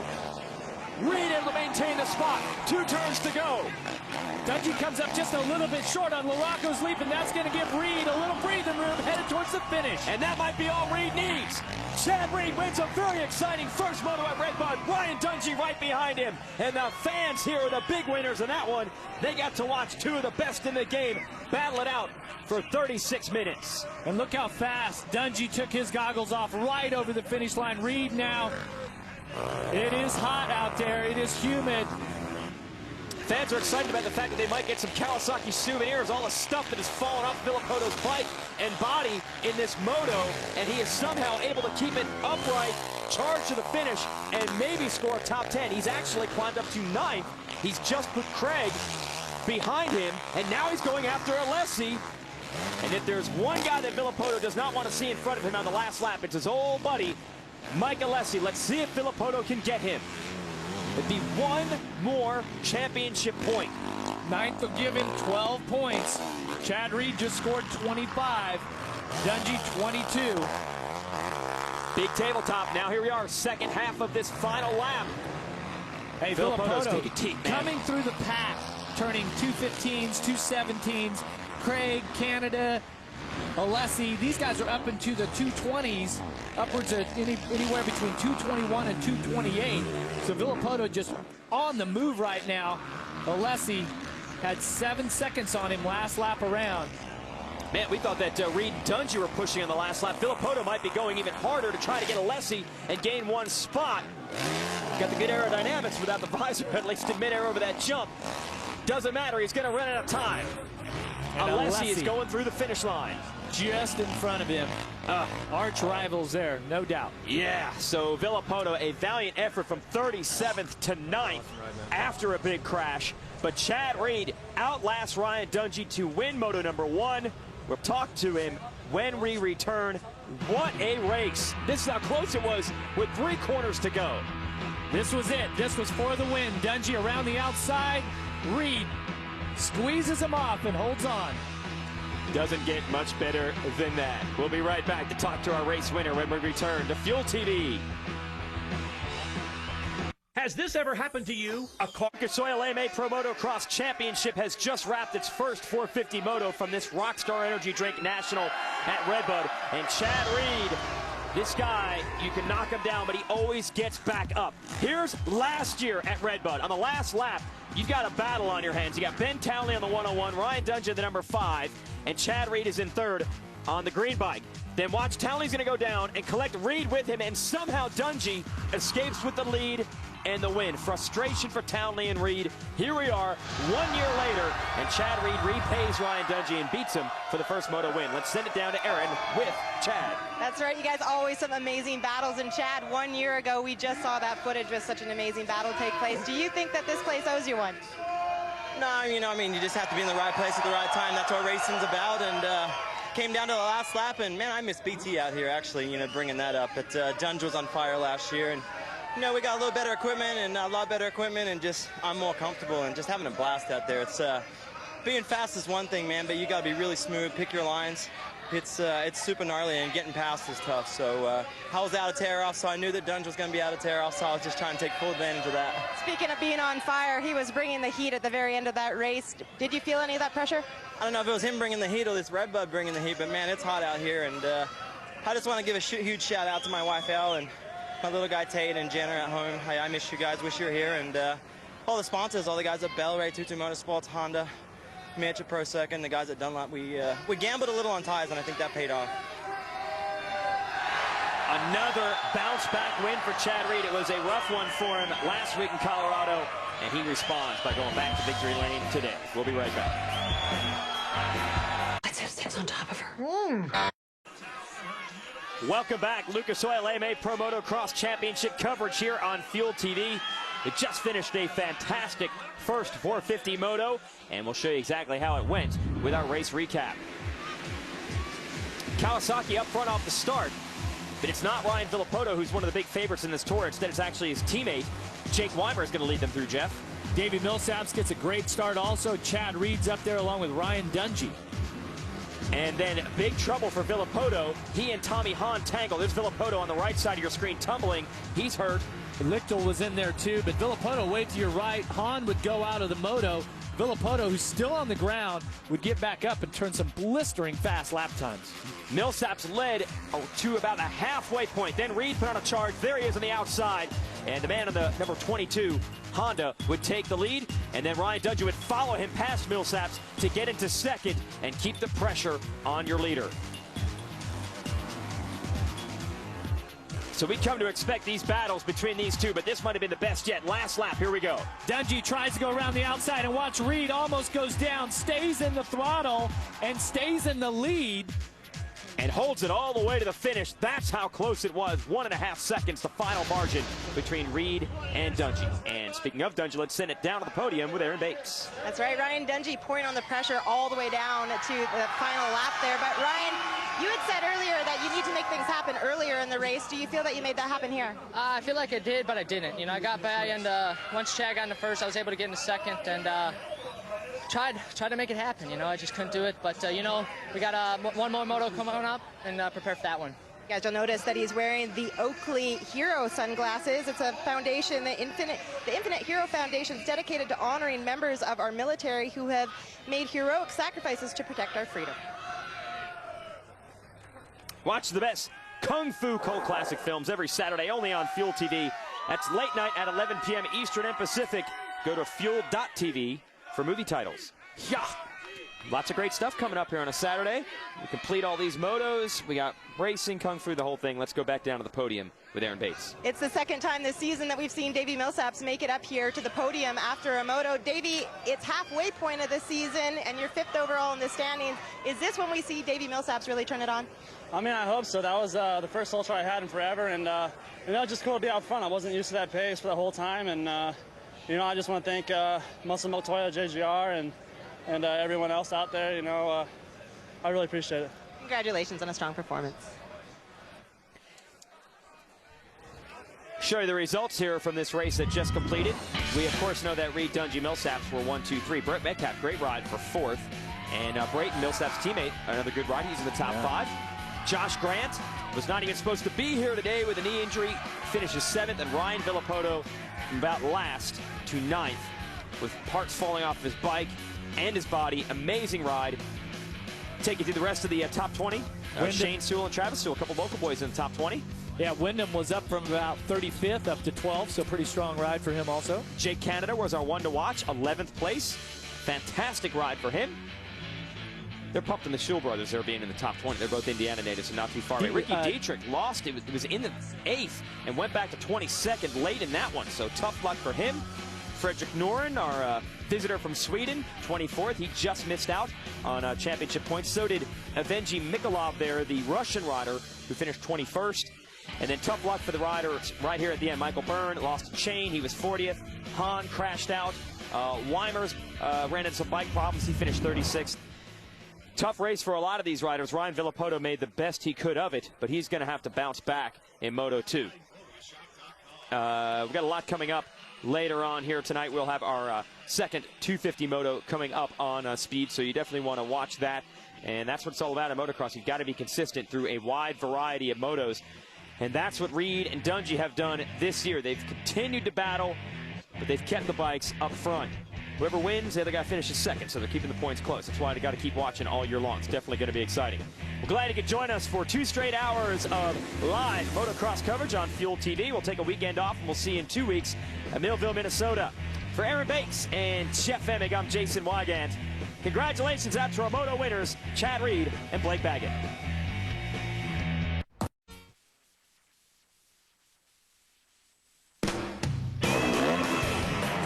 The story of the 2011 motocross campaign can be summed up in the numbers. 3 legitimate contenders for the championship. 10 combined national titles achieved by the series leaders. 5 rounds in the books within the 12-race championship. 1, as in the #1 plate, and that will be awarded to only one champion at season's end. The Lucas Oil AMA Pro Motocross Championship hits the halfway point as the series rolls into Redbud at Buchanan, Michigan.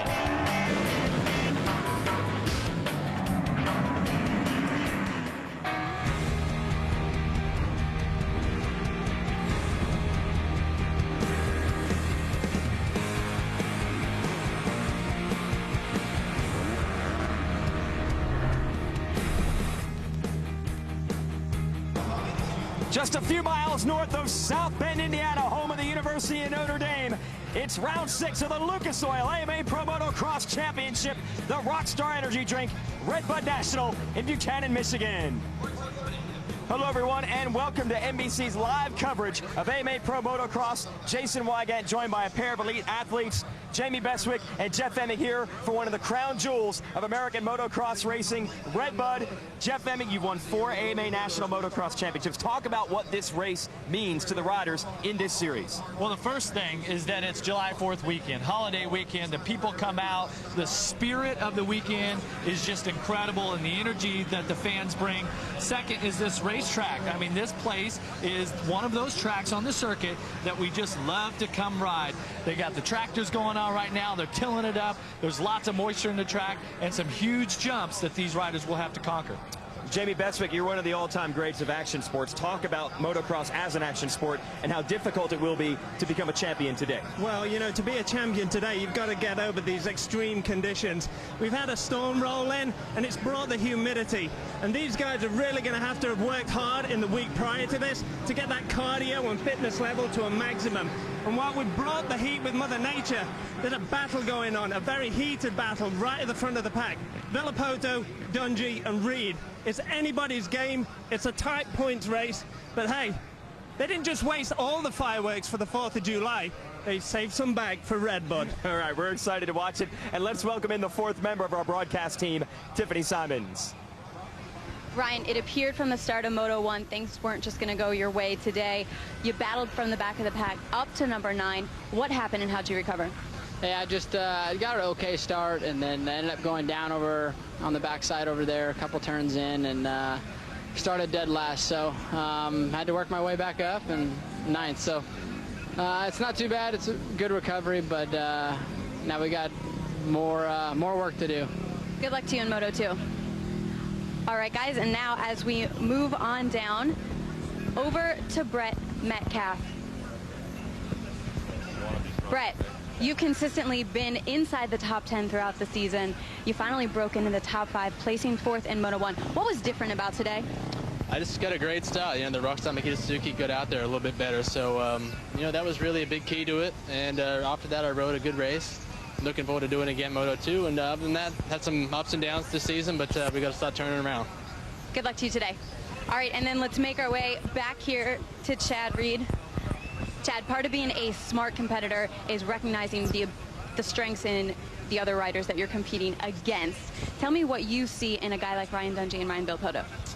I mean, they're both strong guys. You know, they bring it every weekend, and they're just dangerous. So you got to be there. You know, like last week, I was off the pace, and then this week I'm trying to bridge that gap. You know, every time on the track this week, we've had different suspension, and we're chasing. You know, we're not content. I want to be better. I want to be faster, and to go faster, I need to be comfortable. So just trying to use my used knowledge to you know, make the smart choices on race day. Good luck to you today. Cheers, thanks. Guys. We're going to be watching Reed, Metcalfe, Villopoto, Ryan Dungey, and the rest of the best. The fastest dirt bike riders in the world are gathered in Redbud, and we're going to cover it live. Lucas Oil AMA Pro Motocross Championship is brought to you by Lucas Oil, made in America, sold to the world. By Makita, 40 cordless tools, one 18-volt LXT lithium-ion battery. By the Air National Guard, you can learn more at goang.com. And by Kawasaki and the 2012 KX 450F, fully equipped and race ready.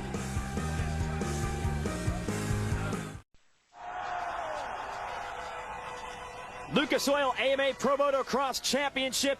Riders are right behind the starting gate, ready to go racing live here on NBC Sports. These are the fastest motocross riders in the world, and they're about to do battle. Let's explain how motocross works. We will actually run 2 races every time we line up every afternoon. So what that means is each race, after 30 minutes and 2 laps, the riders get about an hour to recover. They come back and race again. We combine the scores from those 2 races to determine an overall winner for the afternoon. We have already completed the first race. We'll show you the highlights of that in a moment. But we also want to show you the highlights of this track. So our Kawasaki track map is here to do that. Jeff Emig, talk about Redbud. Oh, this is a great track. Off the start here, pretty hard pack, and then you just drop into this loamy mulch. You just take the big tractors out there and dig this place up. We had quite a bit of rain yesterday, so it's made it really soft and sloppy in spots, but it has dried up. This track is really famous for its off-camber turns, for its ruts, and its jumps. Okay, you're going to go up a hill, back downhill off-camber. Here you come over to this highlighted section. You go through these Lucas Oil sand whoops, big tabletop down, and then here you go through the Rockstar area, La Rocco's Leap, 130-foot uphill triple, takes you to the finish. And here, this is what we're talking about. This is like jumping over a 5-story building on a motorcycle, and it's uphill, so it's pretty intense. We're on board here with Ricky Dietrich. The Moto Concepts, or yeah, he's a Valley Motorsports Yamaha. Got the GoPro Hero on board. There's that big tabletop that you're talking about leading to the massive La Rocco's Leap. Yeah, this is earlier today in qualifying practice, and see, you're trying to get a drive out of this turn. You come out, shift to third, wide open. 130 feet. It's amazing. They set up grandstands there. The fans just love it. You don't want to come up short on that one. It's the biggest jump that they have in the American Motocross Tour. Meanwhile, we mentioned that Moto 1 is already complete a little bit earlier today. We'll give you the highlights.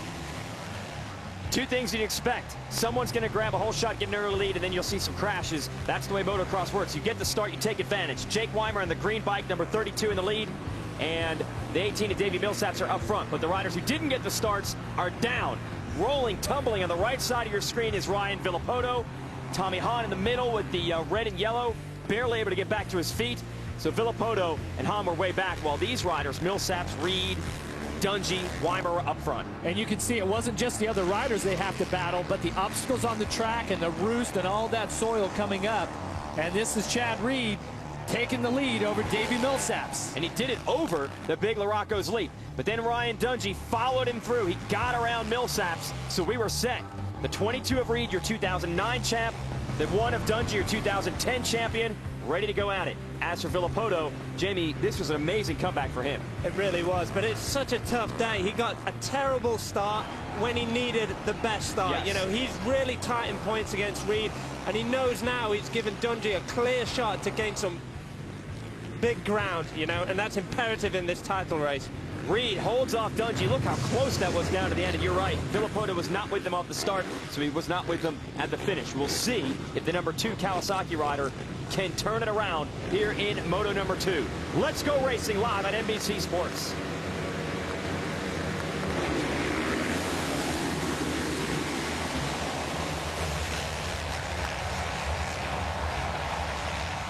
Thundering through the first turn, and Villopoto indeed does have the start, putting the green fender of his Kawasaki into the number 1 spot. With Dungey and Reed right there, all the favorites, Jeff, are up front.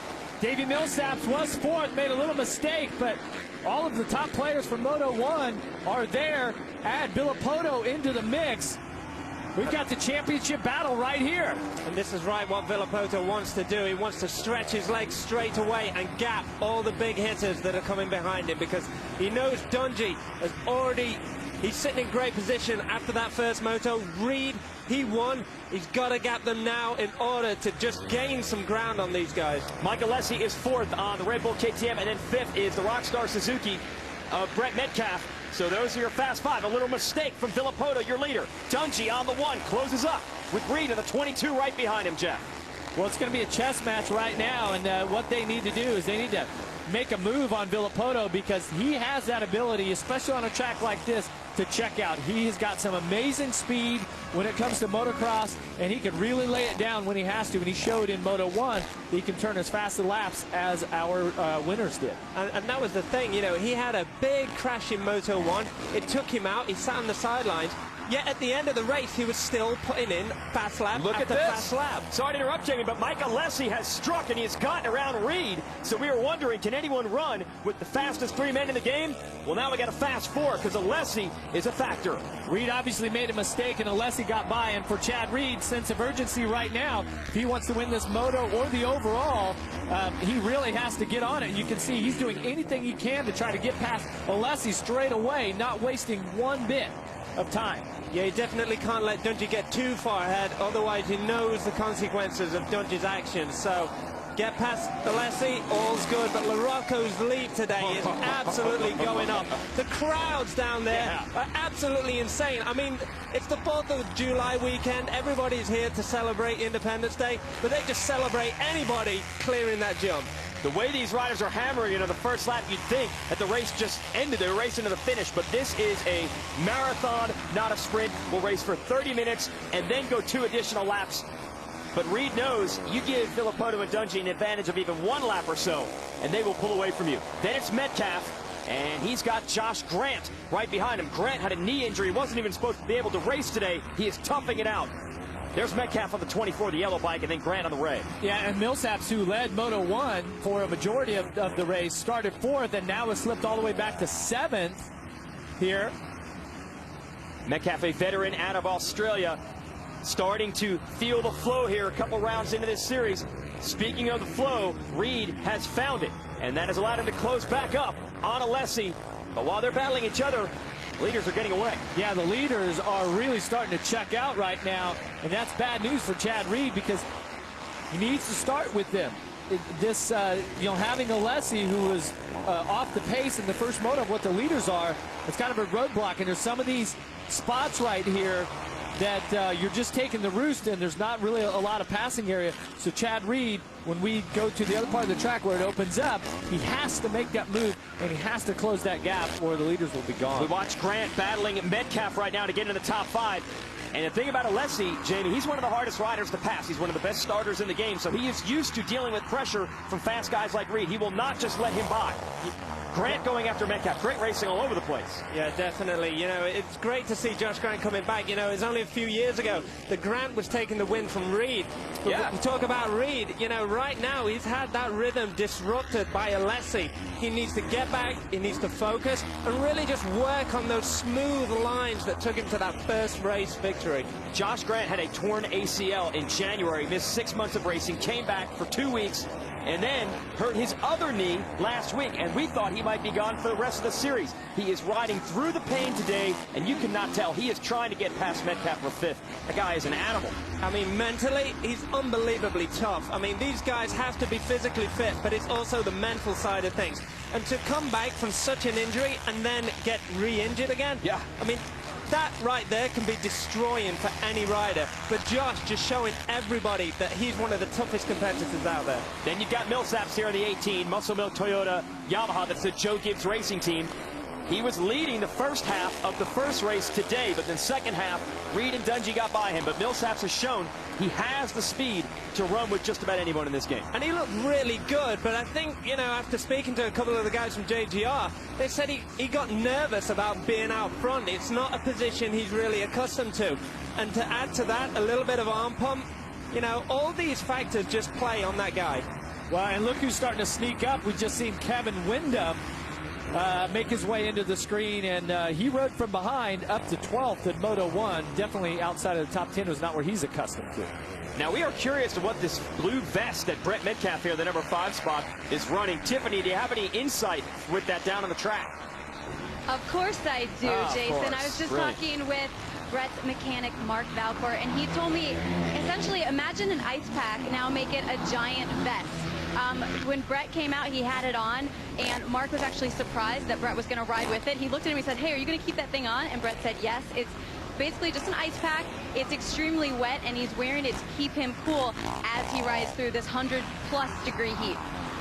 Yeah, I expected Brett to take that off before this moto. Jamie? Yeah, I'm just wondering what the pink tube is that's running inside his helmet then. You know, if that is to keep his body cool, then does he have like some hydration pack on as well? I mean, that's in this heat, I'd wear exactly the same.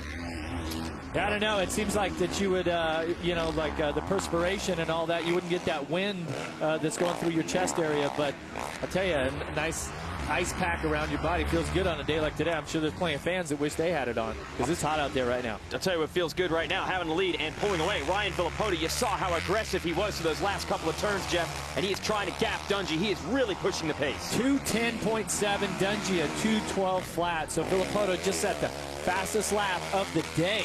All right, he might get himself a point in the Rockstar Energy Drink Fast Lap Standings. We hand out points every weekend for the man who's fastest in this second moto, and Villopoto's the guy right now.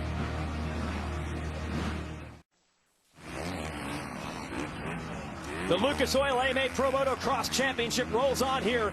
Live coverage from the Rockstar Energy Drink National at Redbud Trail in Buchanan, Michigan. Ryan Villopoto right now in the Monster Energy Kawasaki. Kid out of Washington State is trying to pull away from his main challenger, Ryan Dungey, kid out of Minnesota, who is in second. Now earlier, Tiffany had a chance to catch up with a special guest. Tiffany with Brett Benasewicz. Well, guys, I am here with Brett Benasewicz, who's one of the up-and-coming BMX stars on the Dew Tour. Brett, we're only a couple weeks away from the start of the season. Give us a little bit of an idea of what your goals are leading into 2011. My goals for this year on the Dew Tour are like top 3 in both park and dirt. That's really what I want. Same thing as last year. Which you had a great season last year. You actually have been to Redbud a couple of times as a kid. Tell us about that. I've started coming to Redbud since I was like 8, every year since about 2 years ago, and then I started traveling for BMX. So I've been to Redbud before. You like the 4th of July celebration here? Yeah, it's awesome. All right, well, best of luck to you. We will see you in just a few weeks at the end of July in Ocean City for the Dew Tour live on NBC. Back to you guys. Awesome to have a great crossover there. Some of the best action sports athletes checking out some of the other best action sports athletes. What do you think of that, Jamie? You know what? It's kind of crazy that he says he wants to just be a top 3 guy. I really feel that he is going to be the #1 guy. He came up just a little bit short in Vegas last year, and I think that's experience. But this year, he's going to be a force to be reckoned with. Well, talk about that, what it takes either there in park or Vert, what you do, or here in motocross. You have to get that experience. And Ryan Villopoto's in a tough situation. First year he's ever raced full season in this class. Injuries have hurt him. We'll chat about that in a moment. We got a battle.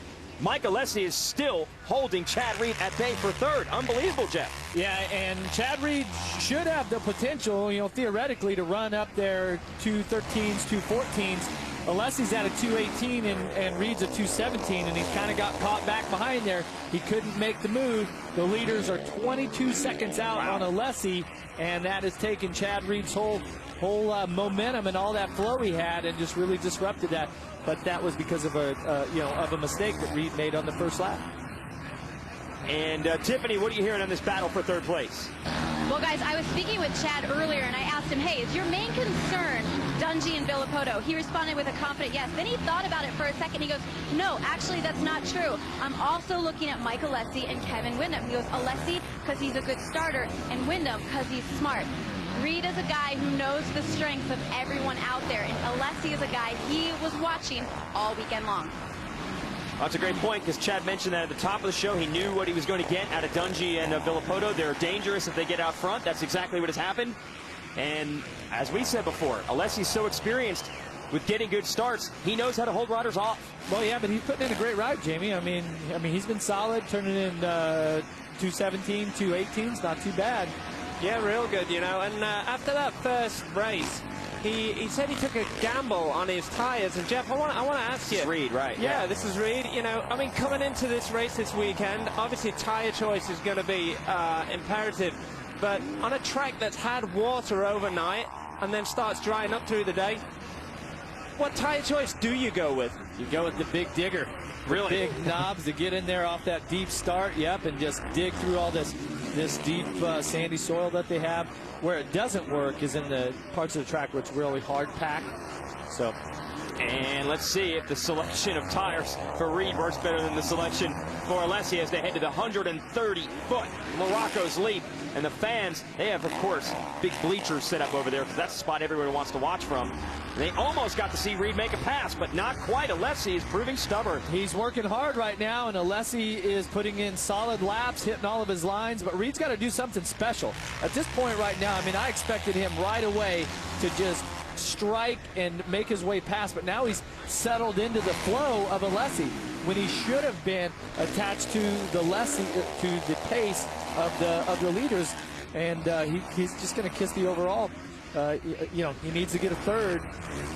Yeah, we'll remind you folks of this a couple times throughout the afternoon, but we count the scores of both races to determine an overall. If Reed gets a first and a third, he will still win this race for the afternoon because Villopoto had such a terrible first race, but man, Reed almost threw it away. Yeah, there's a huge game of cat and mouse right now because Reed just looks like he's holding back just a little bit. He doesn't want to get too close to Alessi, especially in the part of the track we're coming up to now. Real soft, real wet, and as we've seen in earlier races, if you get in too tight, you're going to get hit with roost or hit the back of the bike in front of you. Yeah, and Villopoto, our leader, he was ninth the first moto with 12 points, so he's basically out of the overall. Dungey was second with 22.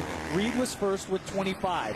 Difference is here, you get that one extra bonus point for winning the moto. Okay, so 25, 22, 20, 18, 16.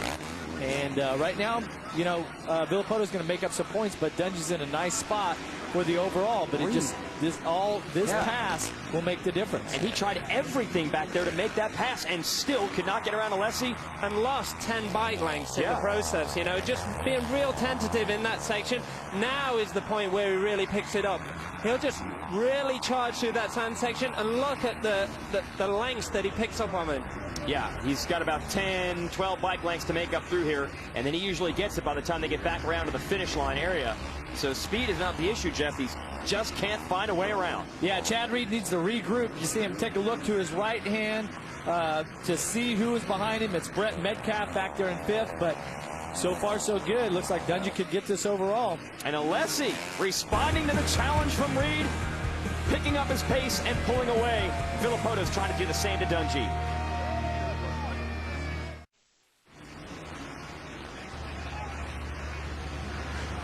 The best motocross athletes in the world, the professional ranks, are out there on the track right now. But where do they come from? We'll give you a little insight with the Rockstar Suzuki amateur team, the next generation. The Extreme Rockstar Suzuki team is basically like a pro team. It's exactly the same as the Pro Lights team. It's out of the same semi. They go to the track and set up just like this. The Rockstar program has helped my development a lot. You know, they furnished me with some bikes and stuff like that, so being a part of the team, it gives you a boost of confidence and stuff, just knowing that you're on a team, so that means a lot. The program's really good. I mean, it's almost exactly like the pros. I mean, you pit out of a semi and everything, you have your own mechanic, and they take you to the gate and all that, and it's very similar to the pro level. What I wanted to do was build a stepping stone program where we had an amateur team, and we had an amateur elite team, and then we had this Pro Lights team, and then the 450 team. So we could keep a kid through his whole career, and he would be comfortable. I'd be his manager the whole time. You know, he would know our program and just grow up through it like we're raising him, you know, like he's our own kid. As an amateur, you have a lot of your family surrounding you and the great backing, but then you have the kind of the R&D of the team. You know, you have research that they've done, and they can contribute to your program. I get to interact with a great team, extreme amateur team, and it kind of they teach you the ropes of what it's going to be like in the pro ranks. So it's really helped me out. They're really in tune with working with the rider and making the bike right for you. One of the coolest things about being an extreme Rockstar Suzuki rider is for sure just the great feeling of knowing that you're back. You know, 100%, whatever move you make on and off the track, you have support. You're putting hard work into it, and there's no doubt at all that they're putting hard work into it also. So with something like that going on, you know, you're only destined for good things.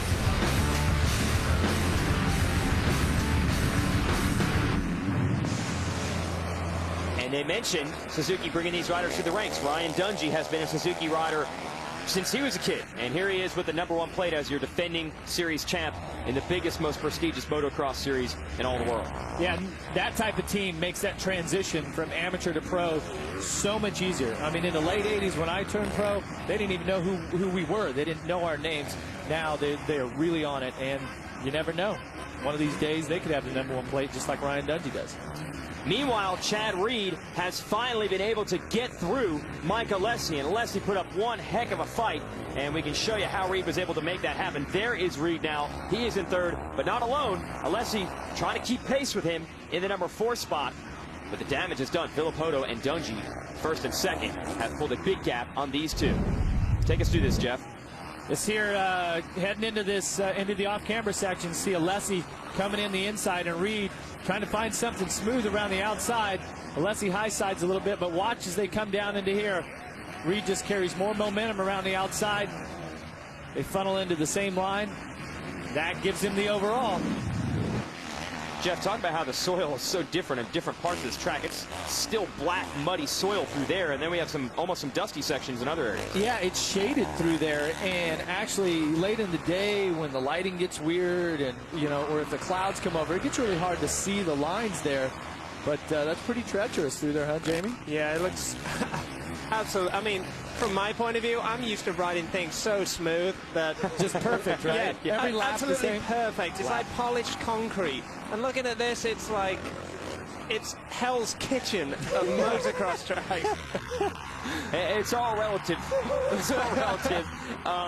Because I know you said before, even at your level, the tracks do vary a little bit here and there, and every little bit can make a big difference. And that's right. And when you look at these guys coming through, all the time, they're looking for the smoothest line. And even though there are ruts, there are bumps to stop them and to break them, they're always looking to be as smooth as they can on the most uneven surface out there. Yeah, but the track is also alive, right? It's moving and it's changing as the laps go on, especially on a day like today where maybe you get into one of those deep ruts, it pushes out.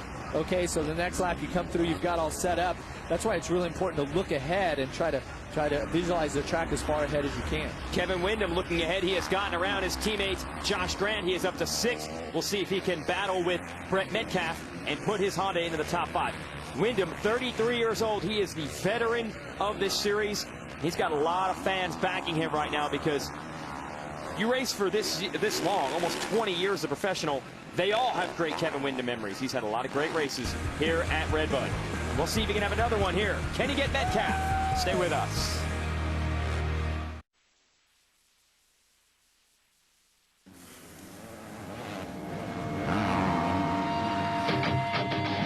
I'm Ryan Dungey. I'm currently 21 years old. I'm from Belle Plaine, Minnesota, and I reside in Tallahassee, Florida, and I race professional motocross. I went from being this, 4th, 5th place guy to winning. So I got that taste of it, and that's all I wanted to do from that point forward.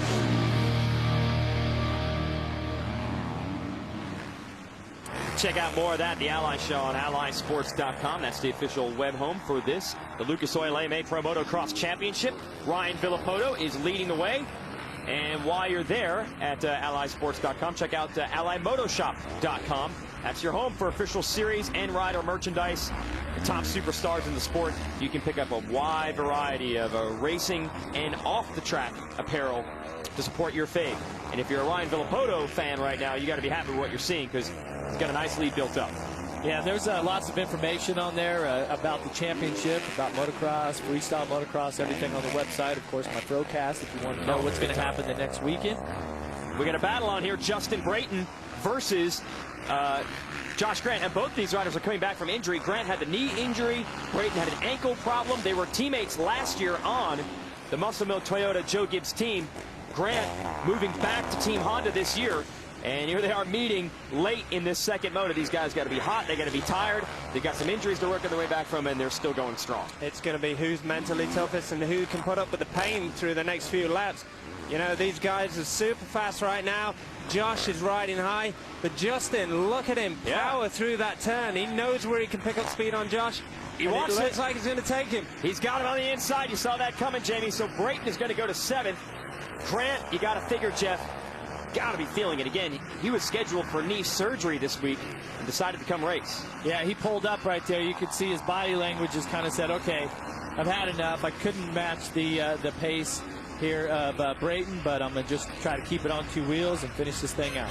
Next up, the other KTM rider, we saw Alessi, who is running 4th. Here is Short in 9th, and Jake Weimer 10th, and that is a great battle between those two.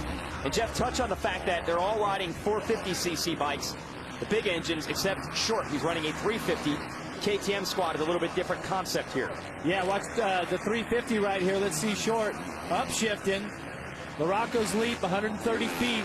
Now he has 100 cc's less in the KTM 350 than they do the 450. KTM makes 2 different machines there.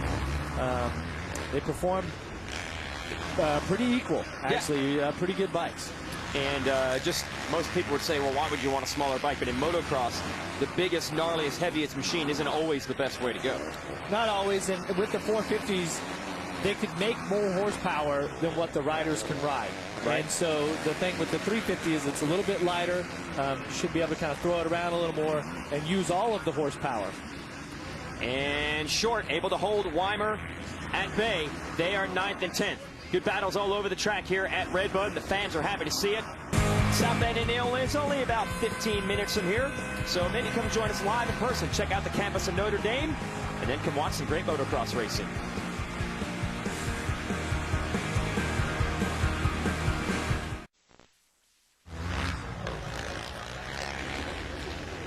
Latter stages of this race. Ryan Villopoto is just about to put Davi Millsaps a lap down. Millsaps was up front earlier today. It has been a rough second race for the number 18. As for Villopoto, he had a rough go of it in our first race, finished 9th, and bounces back now, leading our second moto. And if you folks are new to motocross, oh no, Josh Grant is out, and he looks to be in pain again. This kid has been struggling with knee injuries.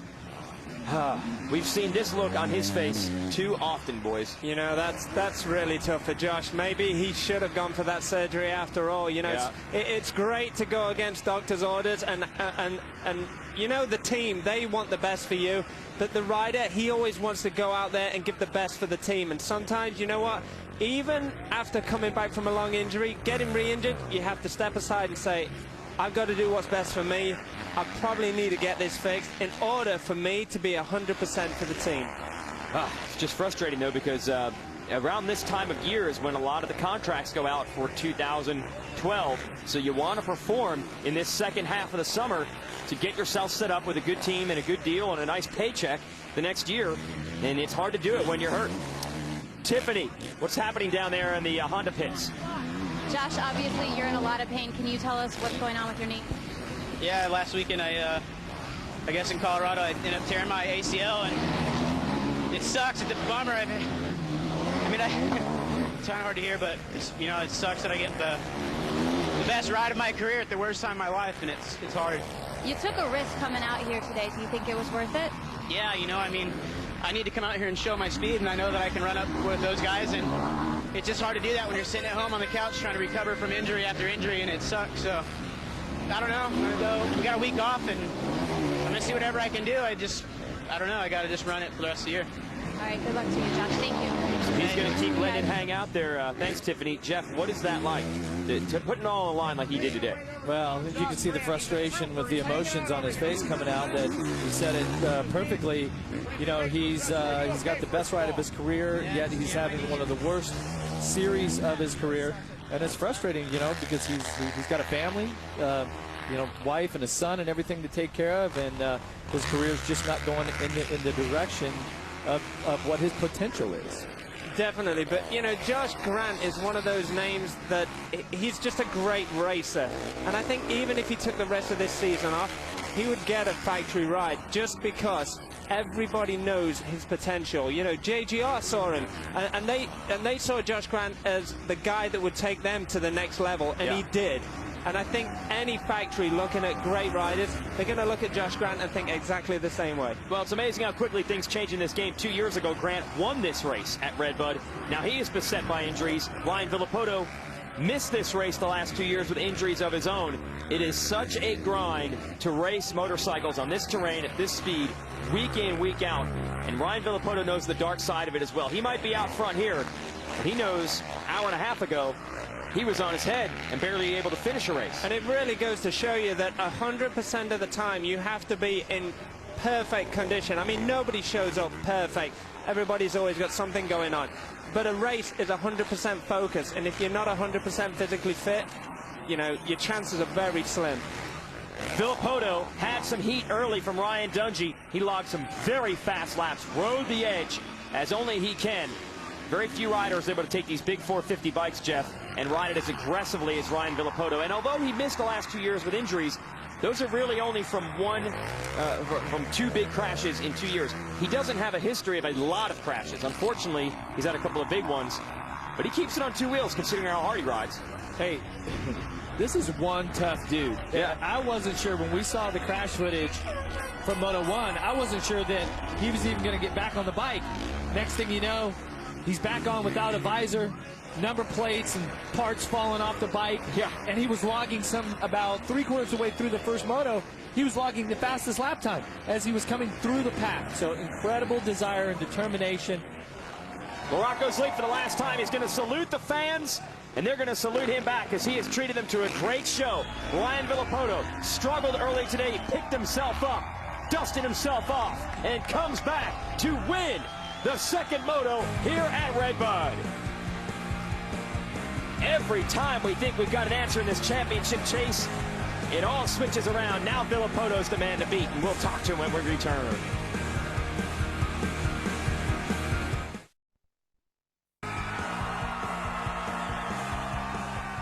Welcome back to Redbud. This man has conquered Redbud. Chad Reed on the TwoTwo Motorsports Honda. Round 6 of the Lucas Oil AMA Pro Motocross Championship. We'll give you the Lucas Oil race recap. First, we have to remember that Reed won the first race earlier today. Now we go racing for Moto 2. Ryan Dungey puts the yellow Rockstar Makita Suzuki up front, but he's going to get passed here by Ryan Villopoto on the green bike. They battle in the second turn. That would loom large.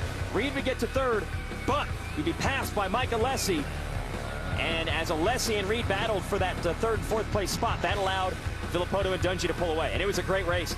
Took Reed till late in the moto to finally make this move on Alessi to finish third. Josh Grant, who came in here with a knee injury, supposed to get knee surgery, decided he wanted to try it. He was in 7th place, but had to pull out in obvious pain. Tough break for the kid from California. Meanwhile, Villopoto, with that pass he had on Dungey through the second turn, was able to hold it all the way to the end. So, Ryan Villopoto wins this second moto. We'll give you the results. So it looks good for Villopoto. If you look at this chart, we're going to give you here the results because he has the win. Dungey second, Reed third, Alessi and Metcalfe top 5. The problem for Villopoto is he had a bad race earlier today, so he won't win the overall. Meanwhile, let's send it down to the podium with Tiffany, who has Ryan Villopoto. Ryan, congratulations. First of all, you get that elusive second moto win. You had a very wide range of emotions today. How taxing was it for you? Yeah, you know, like didn't get the greatest, didn't get to have the greatest first moto. You know, just had to work my way back up from last, and that's definitely hard on the body to you know, come from last, push the whole time. So you know, my goal was to get, you know, 2 good motos, and I felt like I rode hard both motos, and just can't thank everybody at Monster Kawasaki. Dunlop for the great tires, Parts Unlimited, Thor, Oakley. It's pretty sweet glasses they gave me to wear up here. So you know, to everybody, thank you. And guys, as he just mentioned, those Oakley glasses, they are there for a special reason. They represent the Infinite Hero Foundation. And this is a foundation dedicated to honor members of our military who have made heroic sacrifices to protect our freedom. A great way to say happy 4th. Yeah, both Villopoto and Ryan Dungey running those shades today in support of the troops. It's a great thing that Oakley has done. Here are your overall results. Villopoto will end up 3rd for the day, and in the championship standings, he will lose 8 points to Reed. However, he has shown he has the speed if he can keep it off the ground in any of these motos. He just might be unbeatable. But then every time we think we have it figured out, they change. Let's send it back down to Tiffany on the podium.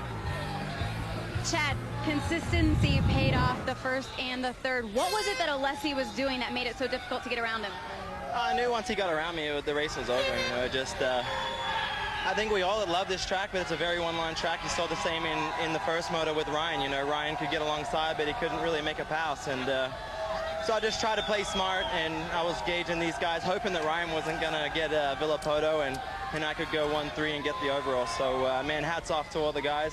Every time on the racetrack today, we made changes. I think the gamble in that last one, we were a little off, but you live and learn, and I'm pumped, man. All the guys at American Honda, thank you.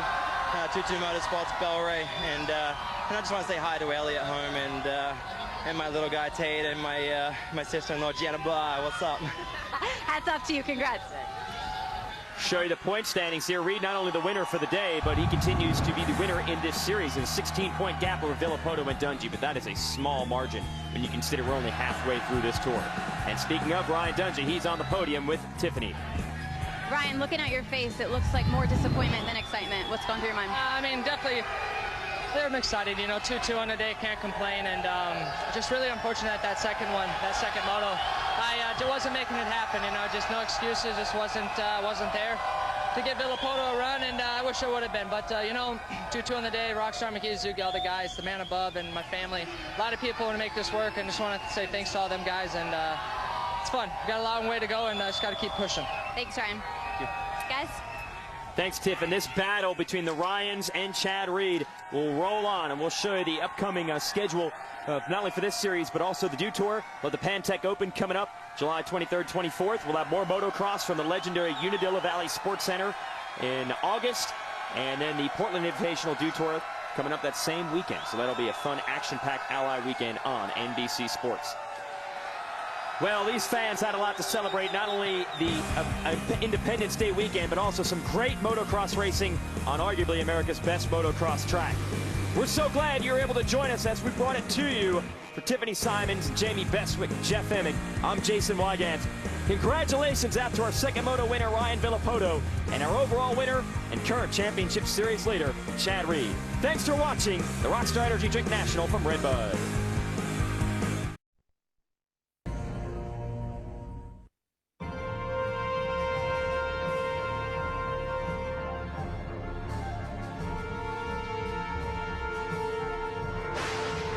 Blake Baggett is a motocross chupacabra.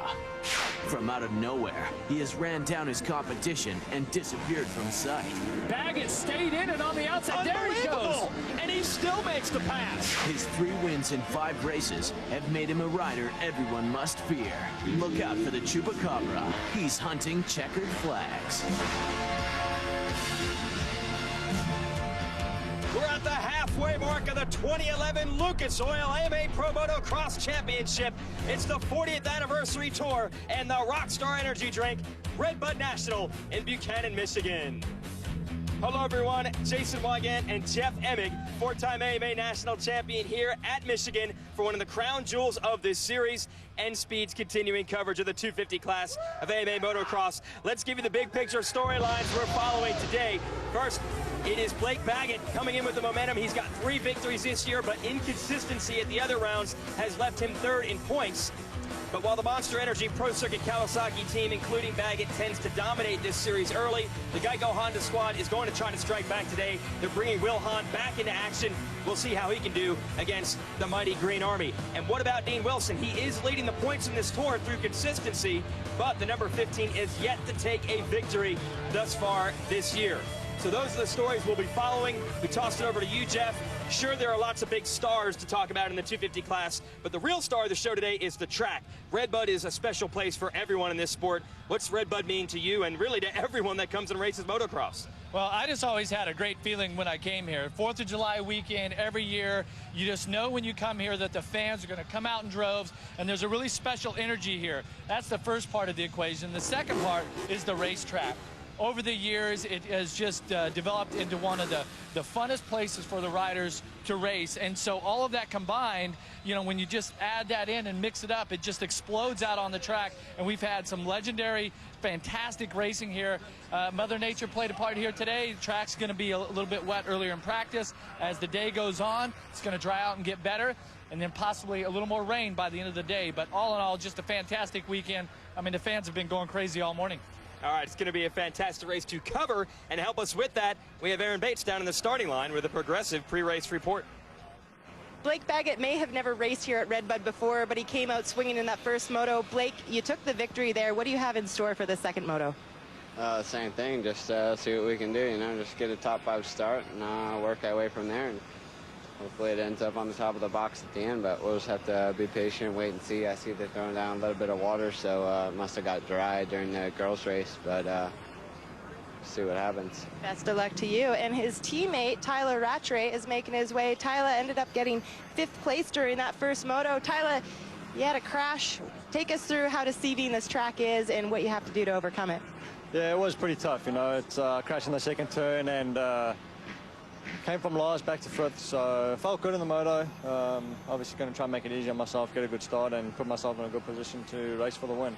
Best of luck. And last but definitely not least, Kyle Cunningham, who's keeping himself shaded. Kyle, hot and humid conditions out here. You're from Texas, though. Are you acclimated and are you ready for the second moto of the day?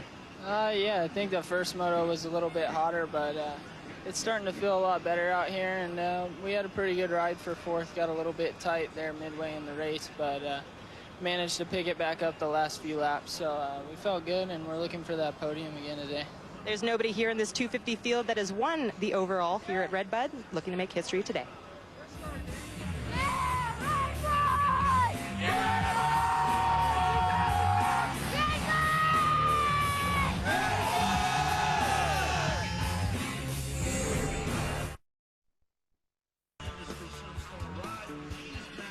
We're back at Redbud here in Buchanan, Michigan, right on the Michigan-Indiana state line. Fans are fired up as we approach our second 250 moto.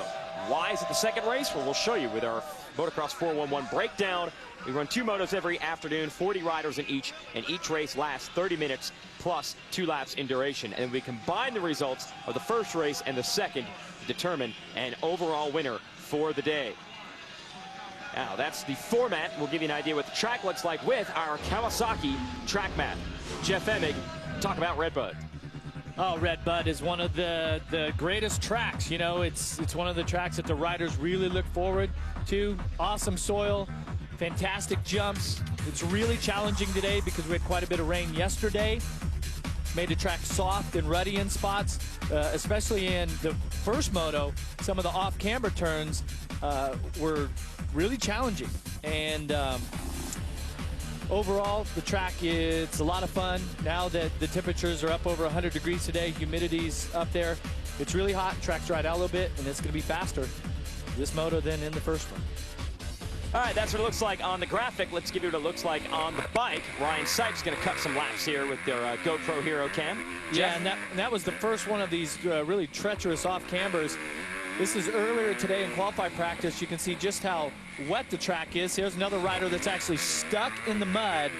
And in the first moto, those 2 off-camber turns were a real critical part of the moto. And Blake Baggett was actually able to use a new outside line and make some passes. But Ryan Sipes right here had a fantastic first moto, showing us the way around earlier today. And we'll show you the highlights of that first moto. Drag race into the first turn, a bunch of Hondas up front early. It's going to be Justin Barcia on the 17, edging out his teammate Lance Vincent on the 245. So Barcia is in the lead. Yeah, and then it was Dean Wilson, the first Kawasaki, starting to make his way around, see how he gets on the brakes, lets Vincent fly right by. That's for second. Vincent's race would get worse in a hurry. Here he is in third, and then what do you say about that soft dirt? He got stuck. He got his weight to the outside and lost a position there to Baggett. Barcia's still leading, and then he goes over this jump, and what'd you say about that soft dirt? Oh, not so soft when you hit it at that pace, and Barcia was wheeling away from the competition, pounds his fist into the sand there, really frustrated, giving up the win. So Ryan Sipes, who had their helmet cam earlier in practice, inherits the lead from a downed Barcia. Battle is on for second. The 15 of Wilson, the 57 of Baggett. They both dig in. What'd you say about soft dirt? Yeah, you tell me that is not a tough spot here, but Baggett wisely learns from the pass on Wilson, says, okay, I'll try the outside, and goes around Sipes. Then Wilson attacks Sipes for the number 2 spot. Big mistake by Sipes at the beginning of this sand section allows the 15 to get by. So Dean Wilson up into the runner-up position, but Blake Baggett takes the Moto1 win. He won both of them last time out in Colorado, so that's 3 moto wins in a row. We'll see if he can keep it going here in moto number 2. Riders are at the gate, and Dean Wilson got to be a little bit frustrated. He does have the red number plate for he is your series points leader, but you know he wants a win before this day is up. We'll see if he can get it. Bunch of other riders to watch for in this race. We want to give you the Rocky Mountain ATVMC.com keys to the race for the 245 of Lance Vincent. Lance Vincent, there you see his mechanic there shouting out some last-minute inspiration, some orders, giving him the pep talk. Okay. He needs to get another good start. He's shown that if he starts up front, he can run up front inside the top 10. Show your speed. I think this kid has really got some serious speed, and once he starts up front, starts to believe in himself, that will just grow, and his confidence will grow. Just one rider down from him. You see the number 31. That's Will Hahn. We mentioned is back in action. That's Vincent's teammate.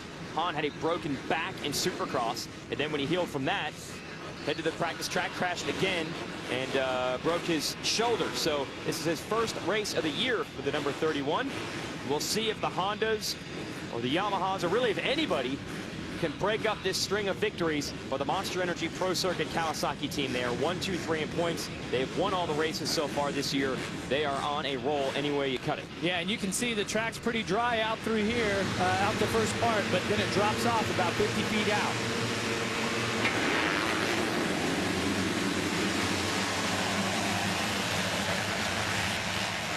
Geico Honda's had the start dialed again. That is a monstrous pole shot. They normally don't get out front that far, and it is indeed Will Hahn. Welcome back to racing and leading here early at Redbud. Jason, he was 3 bike lengths at least ahead. We had some riders down in turn 2. You see Tickle going by. He's buried mid-pack, and who knows went down. Oh, Justin Barsha, apparently they did not have the bike running, and problems for the man who got the whole shot in our first moto today. He is not even able to get off the start in this race. But his teammate, Will Hahn, is out front on the number 31. Barsha was running 5th in points leading into this event. Here comes Baggett and Wilson ganging up on Hahn. Baggett going to try to go to the lead early. It's going to be the outside here, Jeff. Right around the outside. Wow. And notice they actually worked on these off cambers quite a bit. They brought the bulldozers and the heavy equipment out to fix it up. But who are the 2 riders that are stepping up in this championship and just bringing the intensity? It's the 57 of Baggett, the 15 of Dean Wilson. And for Wilson, he's going to have to do something special because he can't try to rough him up as Baggett tries to come by like in Moto 1. He has to go out and show more speed, more fitness, and more desire, or the 57 is going to check out this moto. And Hahn had that massive hole shot. They get to this part of the track. The fans are going to say, what happened to him? He's already been pushed back to 3rd because these Kawasaki riders, like you said, are on the gas. Another great start for Vincent right here. He's in 4th, 245. This kid is strutting his stuff because Will Hahn being back now, Lance Vincent was essentially the replacement rider for all the injured talent on that Geico Honda team. So now that some of the riders are beginning to come back into action, Vincent's got to fight for his spot, and he's doing a good job right now in 4th. Well, you see now that Vincent has got some time under his belt here with Geico Honda, starts are coming around. You can tell he's gelling with the motorcycle more, you know, that sort of chemistry that you have to have. And he's putting in some good rides, so comes across 4th, and then Rattray. Wow, so Justin Barsha is already back to the hauler. The bike never started. They couldn't get it started, and maybe we'll see if Eric Bates can get over there and get a word, find out what happened. But the man who led off the start in our first race earlier today did not even get off of the start in our second one. And how about this, Jeff? He said Dean Wilson's got to find the speed, the fitness, and all that, and he has. He is going after our leader, Blake Baggett. Meanwhile, Aaron has found Justin Barsha in the pits. Aaron, what's happening? That's right, you guys. He's standing back here at the Geico hauler, actually just shaking right now with frustration. Justin, a rough day for you. Take us through what happened. Yeah, you know, my bike just, it was running fine, sight lap, got back, bogged out. I don't know, something electronic, I'm assuming. Really rough day. Just going to go back this week and just, you know, try to get everything right. I want to win, so nothing I can do. That's so frustrating. And for the Geico Honda team, they had Tomac go down earlier today in practice over Larocco's leap. He was taken to the hospital for observation, and it's Cunningham who was setting 6th just in points. He was 10 points behind Barsha coming into this race. Pass him in the first moto, and for sure now, so Barsha would have been kicked back outside of the top 5 in points. Man, bad luck continues for that Geico Honda team. It's good to see Han and Vincent up there right now, but they've got company. Here comes Tyler Rattray, who finally has a decent start. And here he goes to try to get past Vincent, take over fourth, and he does.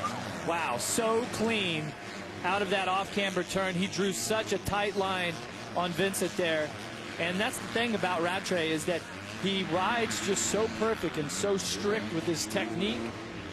And on a day like today, where this track gets really rough and takes a lot out of you physically, he's very calm on the bike. He's very efficient.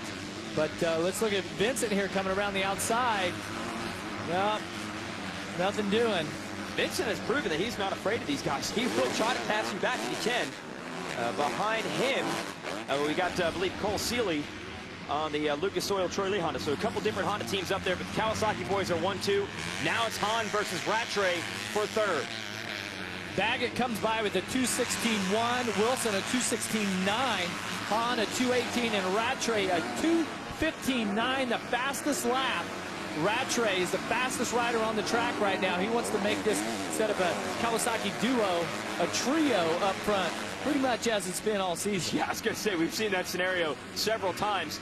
Now, a lot of people theorizing this is a good track for Rattray, and you seem to agree with that, the way you say his riding style and things like that work for a rough track like this.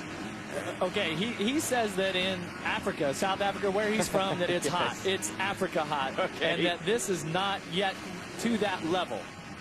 Wow. Who knows? So maybe it's cold for Not him. enough for us Yanks, that's for sure. Baggett leading Dean Wilson, but it is close. It's going to be a good one.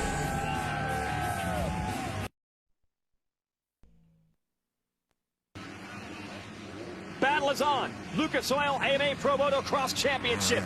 Blake Baggett leading Dean Wilson. They're teammates. You'd expect them to be nice to each other out on the track, but if you're Dean Wilson and you've taken a whole bunch of second-place finishes this year, I don't think you want any of that anymore.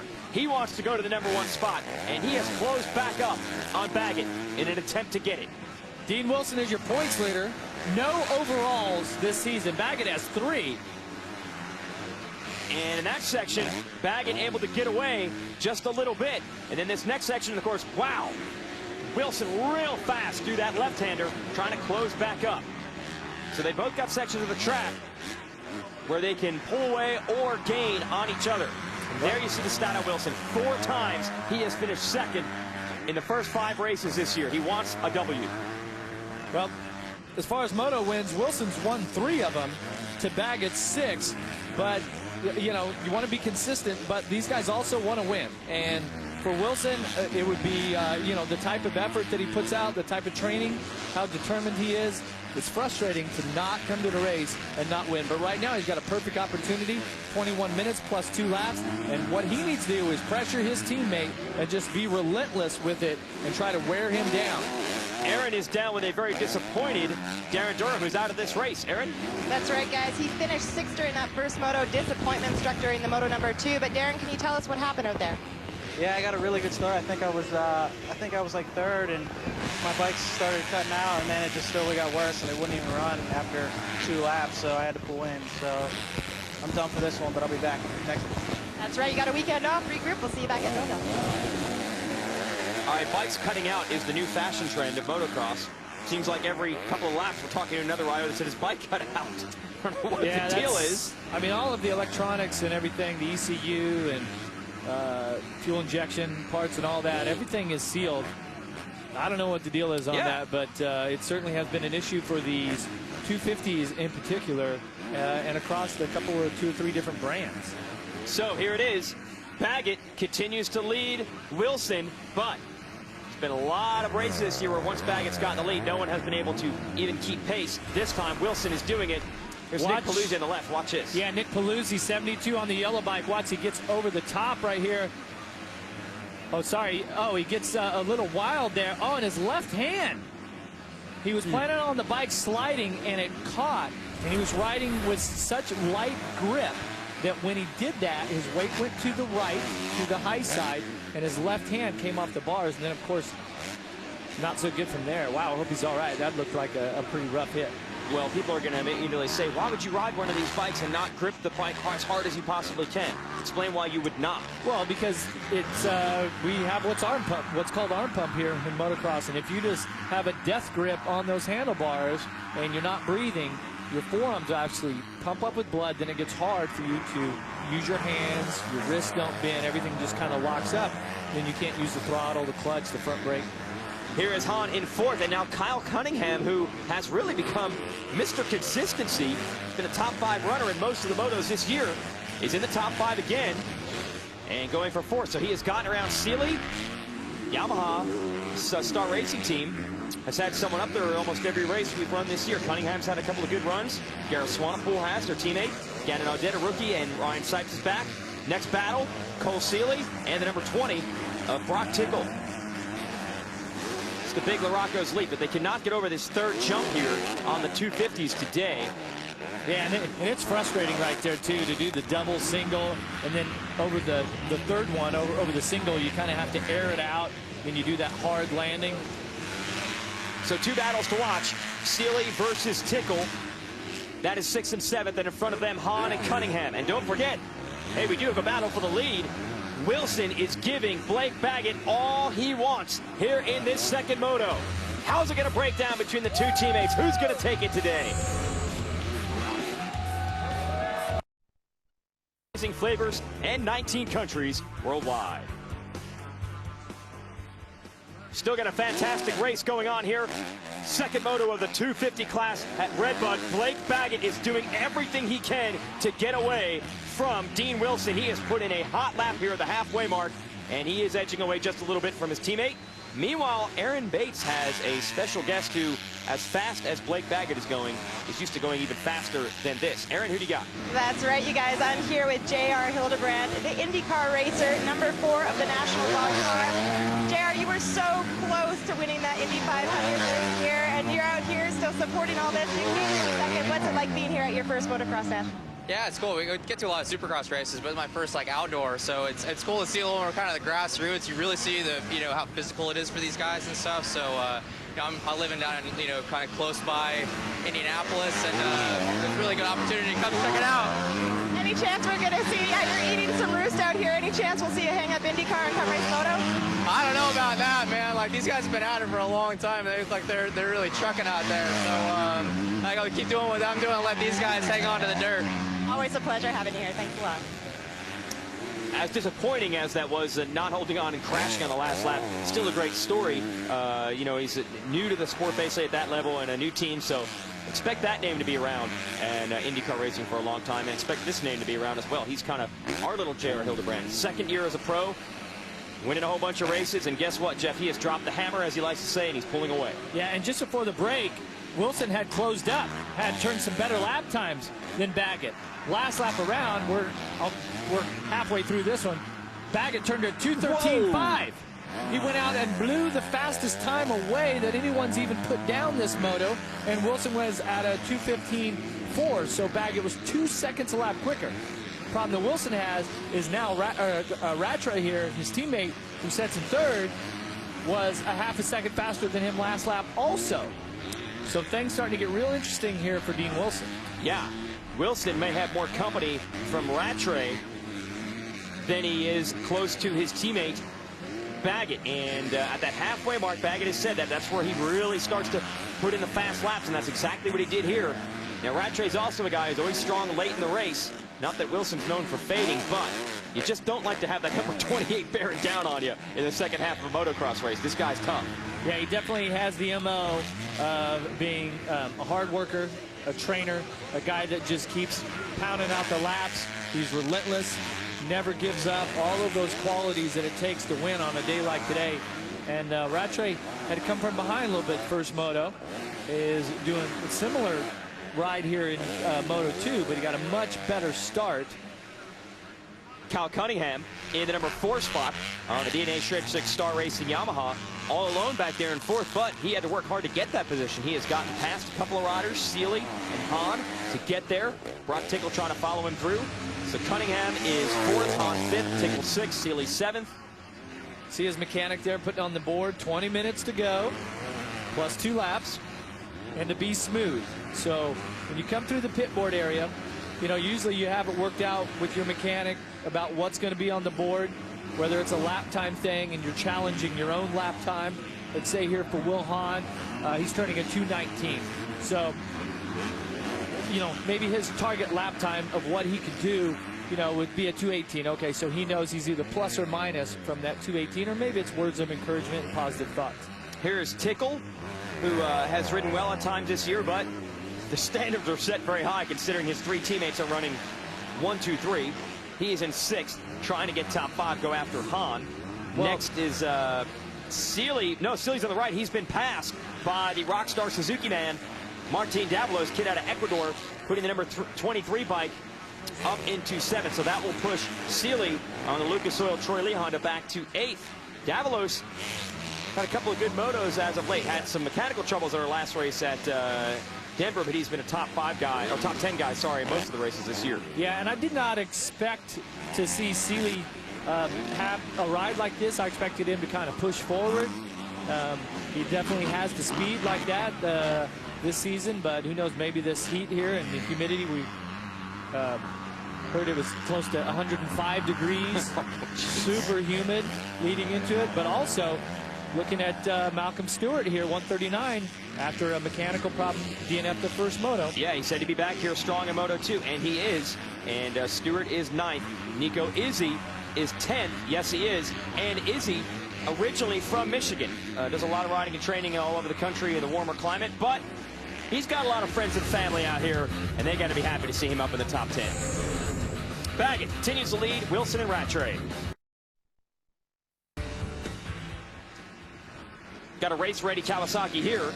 Blake Baggett on the number 57, leading, and he is getting kicked all over the place on this rough track, but he takes it all in stride, heads over to Larocco's leap, takes 2 of the 3 jumps. There's the 3rd jump there. 250's not able to get over that, but he's been able to conquer everything else. Had some pressure from his teammate Dean Wilson, and then he just decided to turn it up. Yeah, and as far as, you know, Larocco's leap, it earned its name when Mike Larocco was riding a 125, which is the 250 class nowadays. Yeah. But way back in 1991, you could make that jump, that triple jump on a 125, but it wasn't nearly as long, it wasn't nearly as steep, and nearly as tall. But it still was a leap back in the days. They stretched it out to 130 feet. To jump, it's like jumping over a 5-story building. That's unbelievable. Yeah, it's crazy. Yeah, these are some of the best riders in the world and some of the most well-tuned machines, but these 250s still cannot get over that big jump. Baggett, 8.7 seconds is the lead over Wilson, and he actually got a rare good start in this moto, but not the best start. Watch his progressive whole shot replay. Take us through this, Jeff. Watch on the right of your screen. That's Will Hahn, Geico Honda, and he's way out front. And as he comes around turn 2, there he was 3 bike lengths ahead of the next bike. Just, I mean, so determined, so dialed in off of that start. That was just incredible.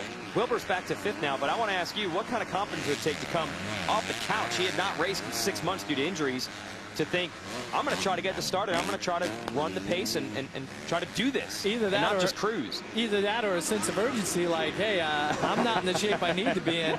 If I don't get the whole shot, okay, you know, I'm going to be buried way in the pack. But Will Hahn's putting in a great ride. Just unbelievable to be 5th in this moto. He was 8th in Moto 1. And he hasn't raced all year. Well, the team needs him back. They have been beset with injuries, and we'll give you an idea. They just dealt with another one today. Eli Tomac over that Larocco's leap earlier today. Watch this. Yeah, watch. He lands off of the leap here, and he's doing a 2-1. And it was really muddy earlier today in practice, and he kind of scrubbed the first 2. Front wheel washed out on him a little bit, as you've seen, and he hit the mat pretty hard. And Aaron has Eli Tomac down in the pits. Aaron?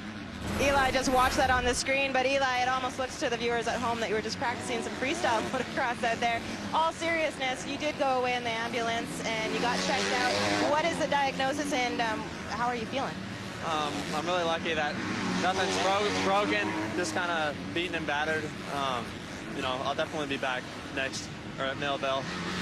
So really it's just go back home and recover and get ready for the next round.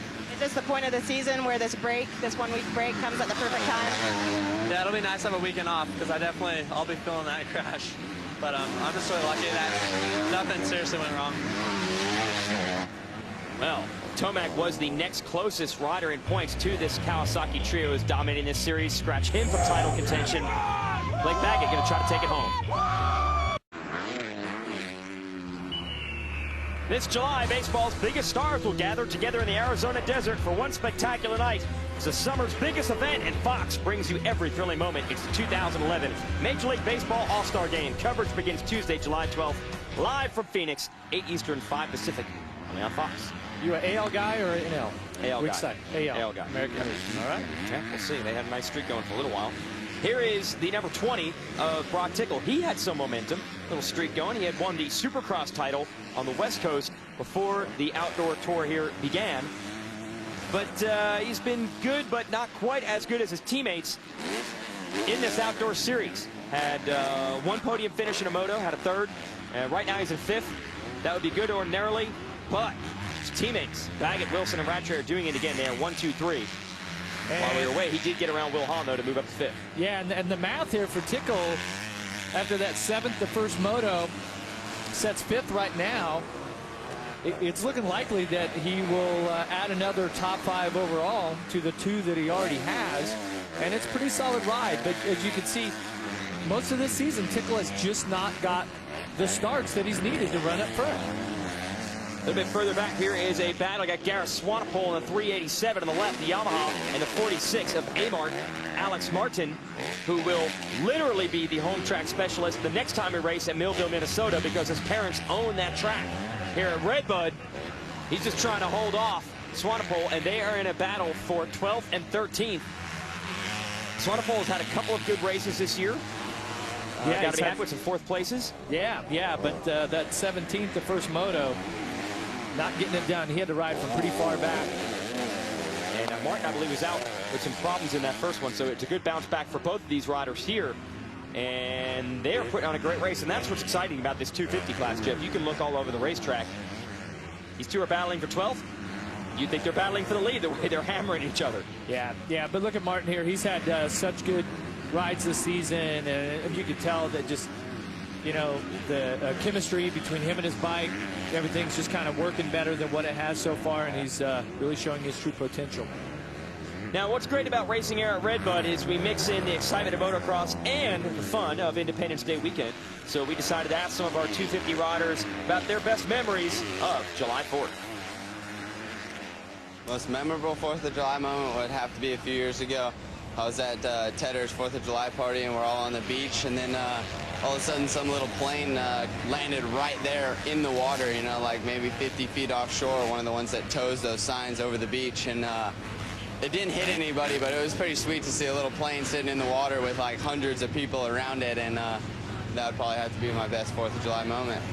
I would have to say my most memorable 4th of July moment. You know, I don't really do much, but usually you go down to like Huntington Beach or something, and they have like a pretty sick fireworks show that night, so it's usually the coolest thing to do. Yeah, my most memorable 4th of July moment would be in 09. We were all racing, the whole team. It was last lap, and I was doing Morocco's leap every lap, and Mehdi was only doubling it. I ended up passing him on the last lap and getting on the podium, so that's probably my most memorable moment here at Redbud on the 4th of July.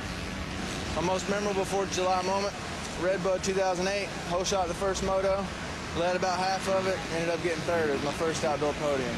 It was a good 4th of July. And that's the mix that we're talking about. For most people, you know, 4th of July, it's all about hot dogs, apple pie, and fireworks, things like that. But here we mix in the motocross element. Firecracker blowing up in your hand, the fuse goes off, all that fun stuff. I mean, right here is the firecracker. This guy's on fire. He is dominating it halfway through the motor. Looked like Wilson had something for him. Yep. Now with 3 to go, out front, 9.6 second lead, about a second faster than Wilson, who is in 2nd. And surprisingly, Rattray has backed off the pace, and he had closed up on the back of Wilson. But once again, Mitch Payton and Monster Energy Kawasaki and the whole crew and Bones and all the mechanics and technicians and everybody there is showing all the hard work that this team does consistently year after year. this is the team that is the benchmark of the 250 class. And if it wasn't for Cunningham running 4th right now, which tickles right on him, yeah, but before this thing's over, it could change. But man, and they've bounced back a bit last year outdoors. Trey Canard on the Geico Honda was able to win this championship, and then Justin Barsha won the East Coast Supercross Championship, and Eli Tomac had a shot at the West Coast Championship, and it looked like the Geico team was about to turn the tide of momentum and championships in their direction, but it has changed quickly here in this Lucas Oil AMA Pro Motocross Championship. There is absolutely no doubt which team is the dominant force right now, and you're right, they could be 1, 2, 3, 4 before this one is over. Yeah, and since Mitch started his race team, I believe it was 91, he's enjoyed a tremendous amount of success. But there was a year or two here and there where he didn't. And it was really surprising, and he was able to get things together and get, back on the map and back up there. But that's why you just never know. And every victory, every moto victory, every overall, every championship, even if you think that you're going to have a Ricky Carmichael type career and have 150 wins and yada, yada, yada, that's one thing that I appreciated about Ricky, especially in the latter part of his career. Even though he had won so much, you could tell he was just savoring each and every one of them because he knew that it was really special. And this is not the first time that this team has had teammates battling for race wins and maybe a championship. And you'd think things get tense under there, but I was talking to some people this morning, and they made a great point. There he is, Mitch Payton to the left. Perfect. He is the star of that team. The team owner, the guy that runs this operation. There's no doubt who #1 is there. You're still on Mitch Payton's team. No one is bigger than that pro circuit team. So no matter what these guys do, we've seen some great Battle Team teammates on this squad in the past. You go back a few years ago, Ben Townley, Ryan Villopoto. Well, they battled every moto, and they were best friends all summer long. Mitch doesn't let anyone on his team get any unfair advantage over anyone else. And Mitch has twin boys, right? So 16 years from now, is he have, I mean, I don't know. I'm just saying. He's got plenty of room on the team. He's got 4 bikes every year, so maybe. Here is Blake Baggett. That's Mitch's boy right now. And he's headed toward the white flag. And there was a challenge from Wilson, but not happening. Wilson about 9 seconds back. So we're calling him El Chupacabra normally because he starts in the back and then just starts to strike. And he strikes so quickly, these guys don't even see him. I mean, once he sets you up for a pass, it's over. This time around, Wilson did get a look at the Chupacabra for about 15 minutes, and then he disappeared. Once again, Blake Baggett has speed that no one can match, and we literally saw him turn it up in the second half of this race. Yeah, and the one thing that is separating these riders, each one of these guys is putting out a tremendous effort. They all want to win, have desire, determination. They all work hard. It's flow, and Blake Baggett has just had more flow than everyone else. He's just, he's rolling through the turns at just a click faster, and there's so many turns on the track. You add that all up, it ends up being a second a lap or a couple seconds a lap, okay? And so he just seems to have a little bit more speed in that situation. And I'm telling you, for Dean Wilson, he's your points leader, but frustrated because he's putting out a tremendous effort. I've spoke to Dean, and I know how much he wants to win. Consistency is good at this point, but unless you can win these motos, it's going to be tough to win the championship here at the end of the summer. He's going to gain 6 points on Wilson with this. It's 20 points behind him coming in, so it'll only be a 14-point differential, and Rattray will be right there in between them. You keep riding like this second half of the year, you can make up a whole bunch of points. But you got to wonder, with the speed that he runs, Jeff, Wilson and Rattray have in the back of their mind, well, maybe he'll just crash it away. We've seen him have a couple of bad motos this year. Or has he figured this thing out? He doesn't look like to me that he's riding anywhere near, the edge, like past the point, like he's doing anything erratic where it's like, oh my God, he's just crazy out there on the bike. He's this crazy speed. He looks so in control. And, he's very close with Ryan Villopoto. He grew up, Ryan Villopoto stayed with him and his family. A lot of, similarities there. And that would be bad news for everybody else because Villopoto was 3-time champion, 3 in a row. Same team, same bike. And so far, same result. Yeah, same result. And you know what that is.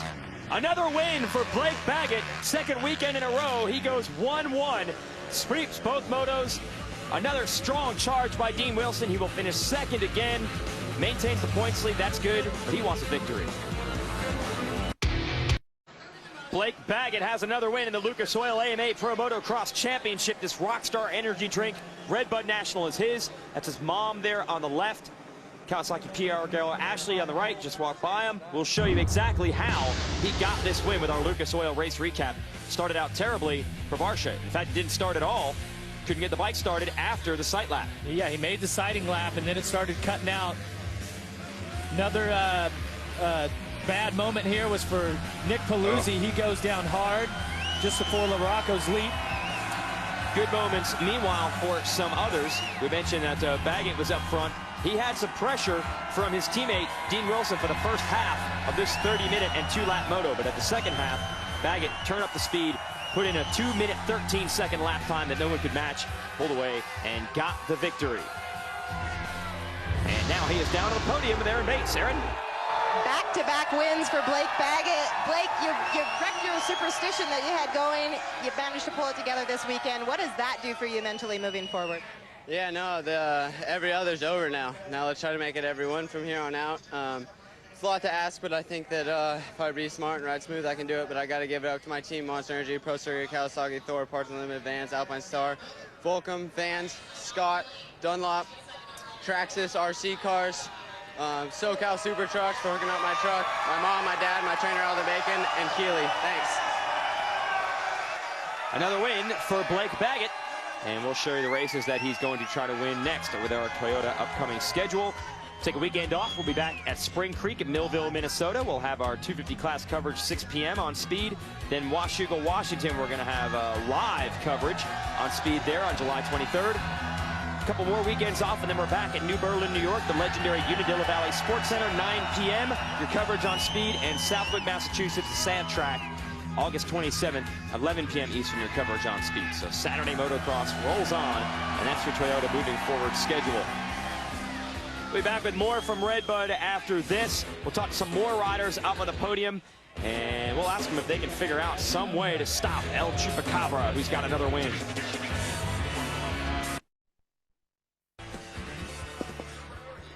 Welcome back. Fans have gathered around the podium area for the victory celebration at this Rockstar Energy Drink Red Bud National, part of the Lucas Oil AMA Pro Motocross Championship. Here are your results from our second 250 moto, which we just finished. 1, 2, 3 for the Kawasaki's, Baggett, Wilson, Rattray.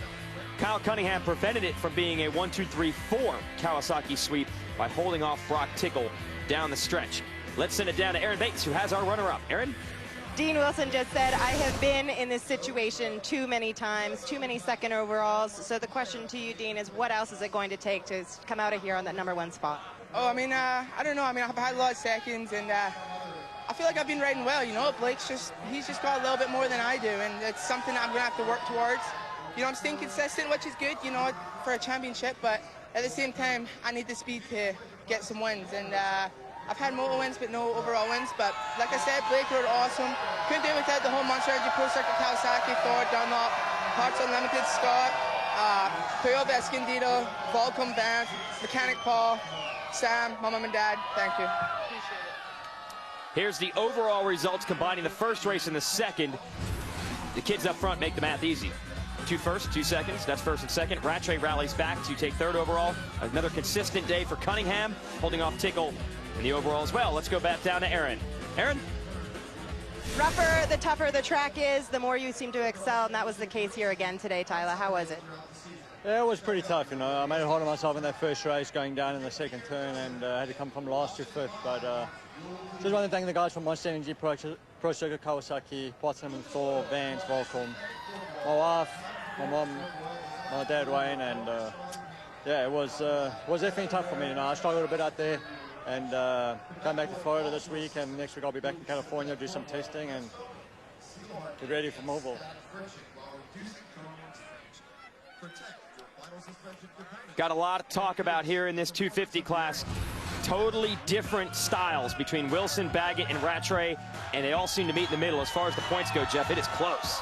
It definitely is. You can see Cunningham 95 back. Of course, Barsha and Tomac really took a hit today by having the bad motos that they did, but Cunningham right there hanging on. But if you're Wilson and Rattray, you were hoping that Baggett would not be able to recreate that speed every week. He had been in every other race winner. Now he's won 2 straight. They get a weekend off to try to figure it out and match his speed the next time we go racing in Minnesota. Hope you can join us there. For Aaron Bates and Jeff Emig, I'm Jason Wygant. Thanks for watching our coverage of the 250 class from Redbud, and congrats to our winner, Blake Baggett.